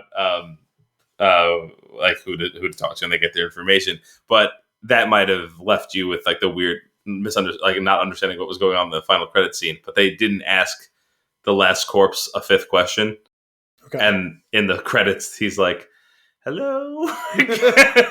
That's so ridiculous. But it just went on, and I was like, at first, I was like, "Oh no, they're going to do this for too long." But then I was just chuckling more and more through it. So I obviously I'm kind of hazy around the situation. Was that what led them to Zenk, or was Zenk with them at that point? That's what led them to Zenk. Okay, that's what I thought, but I wasn't 100%. The last one was the one that explained that he gave it to them. Okay, he gave it to Zenk. So finding that character and that that was fun, and the mistrust and all of that, and then diving into it was very, very much like the scene with diving into the quicksand, the way that he falls through the hole into the into whatever the dungeon was, diving into the quicksand in Princess Bride. I was like, it was just a fun, I feel like a little nod almost, the way that they did that. But the pudgy dragon, man. It was so fat. It was so funny, and they couldn't stop commenting on it. Yes. And I think that's what made it really silly. And what I really liked was I feel like the mechanics of the dragon's fire is something that I had never seen before. Where like he's actually like hissing out a gas, and if it ignites, it was fire, and like there were certain things that would cause it to ignite. We've seen some versions of that. That's the way that the Game of Thrones dragons work, I think. Oh, that's cool. Isn't it? Like I don't know. I just I'm trying to remember. Cool. There's definitely another one where I remember where like they kind of have like a pilot light in their mouth and then basically like exhale gas and it creates like a flamethrower effect as opposed to like I'm pretty sure in like the Hobbit movies when the dragon it's just like magical fire that it belches out, which is like more historically what we think. But I think if I'm remembering correctly, I think it was the Game of Thrones dragons where it was kind of like that, where like you could see like the jets in their mouth and they kind of like would ignite the way like a flamethrower does, where it's got like the pilot light. Yeah, and then you eject the gas that lights it. That was cool. I just liked the way that maybe played it was out. Harry Potter. I don't remember. It was one of those. The my God, the pudgy dragon. The last I heard, I thought he was in like whatever this like struggle. What did he do? Did he eat it? Like, that was... Also, I loved it. It exhibited the behavior of a fat dog because it was so gleeful in like the way that like a dog is like chasing down that you drop some food off the table. Yep, and like keeps falling onto its belly as it's running, like because its legs are too short for it. It just looked so overjoyed, like, oh, here come the scraps. I'm gonna eat them. Yeah, you know what was really silly about that encounter is when what's his name? Zank. When Zank fights all of those like undead people, and like it's like this pretty elaborate choreography, and he takes them all down, and then it's like. The problem with the undead is that they don't stay dead. I'm like, why did we just do this then? If all you're going to do is run anyway. That just to show some cool shit. Yeah, it was cool. That battle sequence was pretty awesome. When they get out, first off, that was pretty cool. But the way they went under the water and he ignited remember that trick that you did at back in the theater? He like lights the flame on his fingertip. Yeah. That was pretty cool. But like, when they get back and they've gotten what they need, and Zank is gonna go his separate ways, and they're just kind of talking as he's walking off the distance. It's like, there he goes, walking in a straight line. There's a rock right in front of him. Is he gonna go around it? Nope, right over the top. It was pretty uncanny. I loved it. It was just so silly. Heather Dithersick it was a portal gun. It was literally just a portal gun. Yeah. We skipped over your favorite scene though. Your favorite line. I love that. I don't remember the specifics. I can pull it up. I sent it to you. I sent it to you as it happened. It was just because your sentence is symmetrical doesn't make it not nonsense. Yeah, I love how like nonplussed Edian is to have to deal with this guy. So the funny thing was, you sent me the text, and I knew it was from the movie, and I remember Chris Pine said it, but I couldn't remember what prompted it. So I like searched the line to find out what he said to him. It was like, "You may be done with your oath, but it may be that your oath isn't done with you." Yes, and that's why I texted you back, because it was exactly the same idiotic cadence that like all like the self-referential like bullshit that the Sphinx said in Mystery Men. If you don't learn to master your rage will become your master. Yeah. That's what you're going to say, wasn't it? Not necessarily. It's the same. It's exactly the same thing. And I wish, like, as great as that retort is from Ben Stiller, I almost wish he had said the thing that Chris Pine said. It would have been the perfect response. Yeah. That is so good. But, oh man, it was such a bummer the way that Forge was manipulating Kira. Yeah, it's disgusting. And like it was which is obviously why it's fun to watch because he likes playing that character. But it was just like it was making me so angry that this information was being withheld from her, and I was like, no, he left. I gave him the thing, and he left, and it's like, no, she's gonna believe this. It's a little sad that she's like eating it up like hook, line, and sinker. But on the other hand, it's like, It makes sense. Yeah, when you consider the context, like you could totally understand why she'd be taken in by that. Yeah. I do. When they had that realization that that Forge actually like was trapping them, I was like, oh, I was just like so mad at him and the Red Witch and the Red Wizard. I was just like, you bastards. Well, the one thing I will say, it was like kind of really the only sticking point in the movie for me was just why they were so determined to betray them. Like initially, like when we get the flashback of like the crime gone wrong, why they betrayed them at all. The explanation was a bit clunky. Like, yeah, I actually don't. I don't remember what the point was. Because remember, like when they track down Forge, they expect to find an ally the first time. Yeah, and he kind of plays the part for a while. Like he bristles a little bit, but he's like, "Oh yeah, no, it's good to see my friends." And like, "Hey, listen, I'll see what I can do, but I'm not going to promise anything." And then Kira comes out and it's like, "Okay, yeah, like this is a little awkward, but like it's nice and all." And then he immediately turns on them, shows them the wanted poster, like turns Kira against him.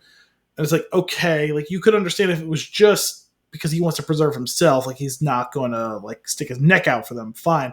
But then like when they take him to task, he's like, oh yeah, no, like that time bubble thing was supposed to capture all of you guys and we're just going to get away. It's like, was it just to steal all the loot? Because the score was going to be so big that they were all going to be crazy rich after that if they'd just stuck to the plan.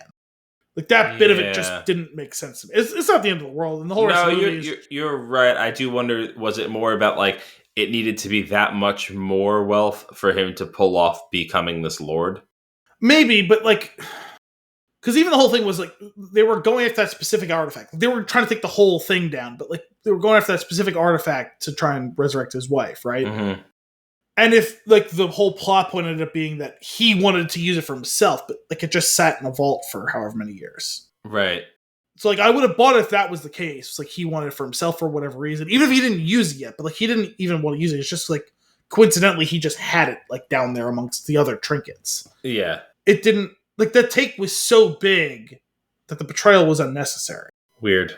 That was weird. I remember watching it. I was like, but that it doesn't really make sense. Like I get the whole thing is like that he's like a fundamentally untrustworthy person, but he worked with them for so long that like how and why the betrayal, like it wasn't like someone had dirt on him, right? Or like the secret score that he was working towards all along was the one that they got to. Like, like those are some of the other tropes you see in those sorts of movies, and they didn't. It's really the only broken note in a movie that's like not that deep. Mm-hmm. Yeah, it's not the end of the world. Like I still really enjoy the movie. It's just like I remember like watching it and be like, it just doesn't like you could have did something that like wouldn't have been great, but it would have like just like logic. I have to rewatch it now with that thinking about that. I do wonder like did they just kind of like passively make a comment about the amount of wealth required? Because I feel like I vaguely remember something like, along the lines of how much money he needed to pull off what he was doing, but maybe that's all it was. I don't know. But yeah, that's fair. The characters that we didn't really touch on too much yet were Doric and Simon. Mm-hmm. Doric's character is pretty cool, like all the power, like to change into like all the different things. I liked when Holga was like, "Oh, what was it?" Edgar was like, "Oh, a bit of a rebel, that one," and Holga's like, "That's not her." And it's like waiting, and like the horse transforms. Yeah, and I think Simon's with them at this point, right? He led them. Yeah. Because he led them, and he goes. She's like, what is that animal again? Owlbear. He's like, what is that animal again? And then Simon immediately answers owlbear. Oh, that's right. Yeah. It was such a ridiculous character. It was also the Hulk at the end when it was slamming. Yeah, basically. The Red Wizard into the ground over and over again. It's funny, when I was watching the movie, I was like, wow, the two younger ones look so familiar to me. I was like, I mean, it's so obviously her. Like, she still has the same color hair and everything from the It movies. Yeah. But just having slightly longer hair, being slightly older, and having elf ears made me like totally. I cannot know who this is. Yeah, it was no way to find out. It was like she was wearing like a phony baloney mustache, like as a disguise. I absolutely had the exact same experience. It's like, fine, I'll look it up, and I went, oh, duh. Yeah, that was exactly how I did it. And same thing with Simon as well, where I was like, I know him. I've seen him in things. Like, I know him. I could not answer for the rest of my life, like what it was that he was in. And then I looked up, I was like, oh, duh, he was in fucking Jurassic World and Detective Pikachu. Like, those movies came out like 2 years ago. Like, what the fuck? Yeah. Man, I forgot about Detective Pikachu. That was a good movie. That was fun. Yeah, it was also fun. But yeah, no, the four of them together, it was kind of nice having a little bit older merry contingent, band. a little younger contingent. You know, like each of them had their own little interplay with each other. You know, who trusts each other, who gravitates towards each other, who snipes at each other. I don't know. Yep. It was just some classic banter stuff amongst all of them. Yeah, I enjoyed that. When they got when they have to go through the whole maze sequence, that was like a really fun video gamey, like obviously very D&D thing. Like, that was cool. Like, trying to get through the maze and then like trying to beat the system. Wait, what if instead of doing this, we try this? And then they roll the dice and they score enough to make it work. It did a better job of the maze sequence from Harry Potter and the Goblet of Fire than the movie did of its adaptation of the book, because it was supposed to be a lot closer to this than what we ended up getting in that movie. It was always one of the things that frustrated me, because it was kind of one of my favorite sequences in that book. But yeah, it was cool. Like, all the different creatures and the treasure chests and all the different like kind of perks and weapons that were hidden in them, including the fake chest that was there as a booby trap. Yes, so cool. And the way they got out of it, I really liked that. I thought that was pretty cool. Like we're gonna dive into this acid. Like, trust me. Like, I've got a plan. And then like to find themselves underneath it and being able to escape. What was really awesome was the 10-minute heist sequence we got with the hither dither stick and the portrait that they tried to put in, and then just for it to be landing face down when it got into the vault, I was like, no. And I was like, back to plan. I'm feeling really good about plan C. Oh man, that got me. And then that was a pretty cool twist / reveal, like when they Simon gets them into the vault and there's nothing in there, and then you're like, wait, but Dork's in the vault and everything is there. Oh, it's not the same place. Like, that was great. There was a series of baits and switches in this. Yeah, I liked Dork, not Dork, when Simon when he put the helmet on and he was like, and time was standing still and he had to kind of like battle himself to attune to the helmet. / his grandfather. That was really cool. And I also liked what happened. I was talking to my grandfather and it's like, oh, really? Because like, from our perspective, you put the helmet on and it flew right off. That got me. Also, their whole plan was basically just the dodgeball solution. You gotta get angry. You gotta get mean. Oh man, very, very silly.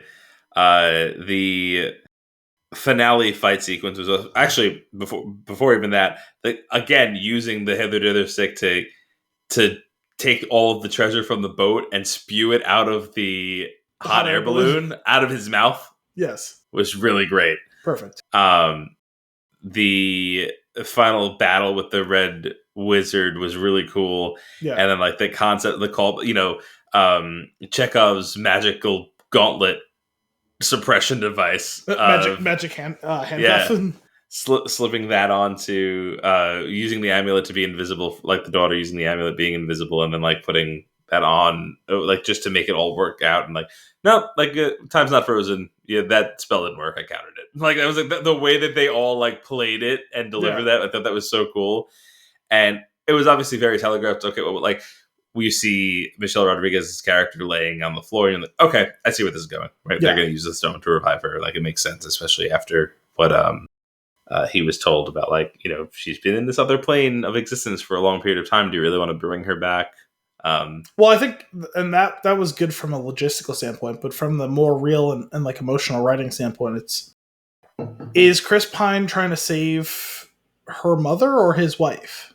Because, like, yeah, technically that person was both those things, but it's no failing of hers, but she didn't get to be her mother.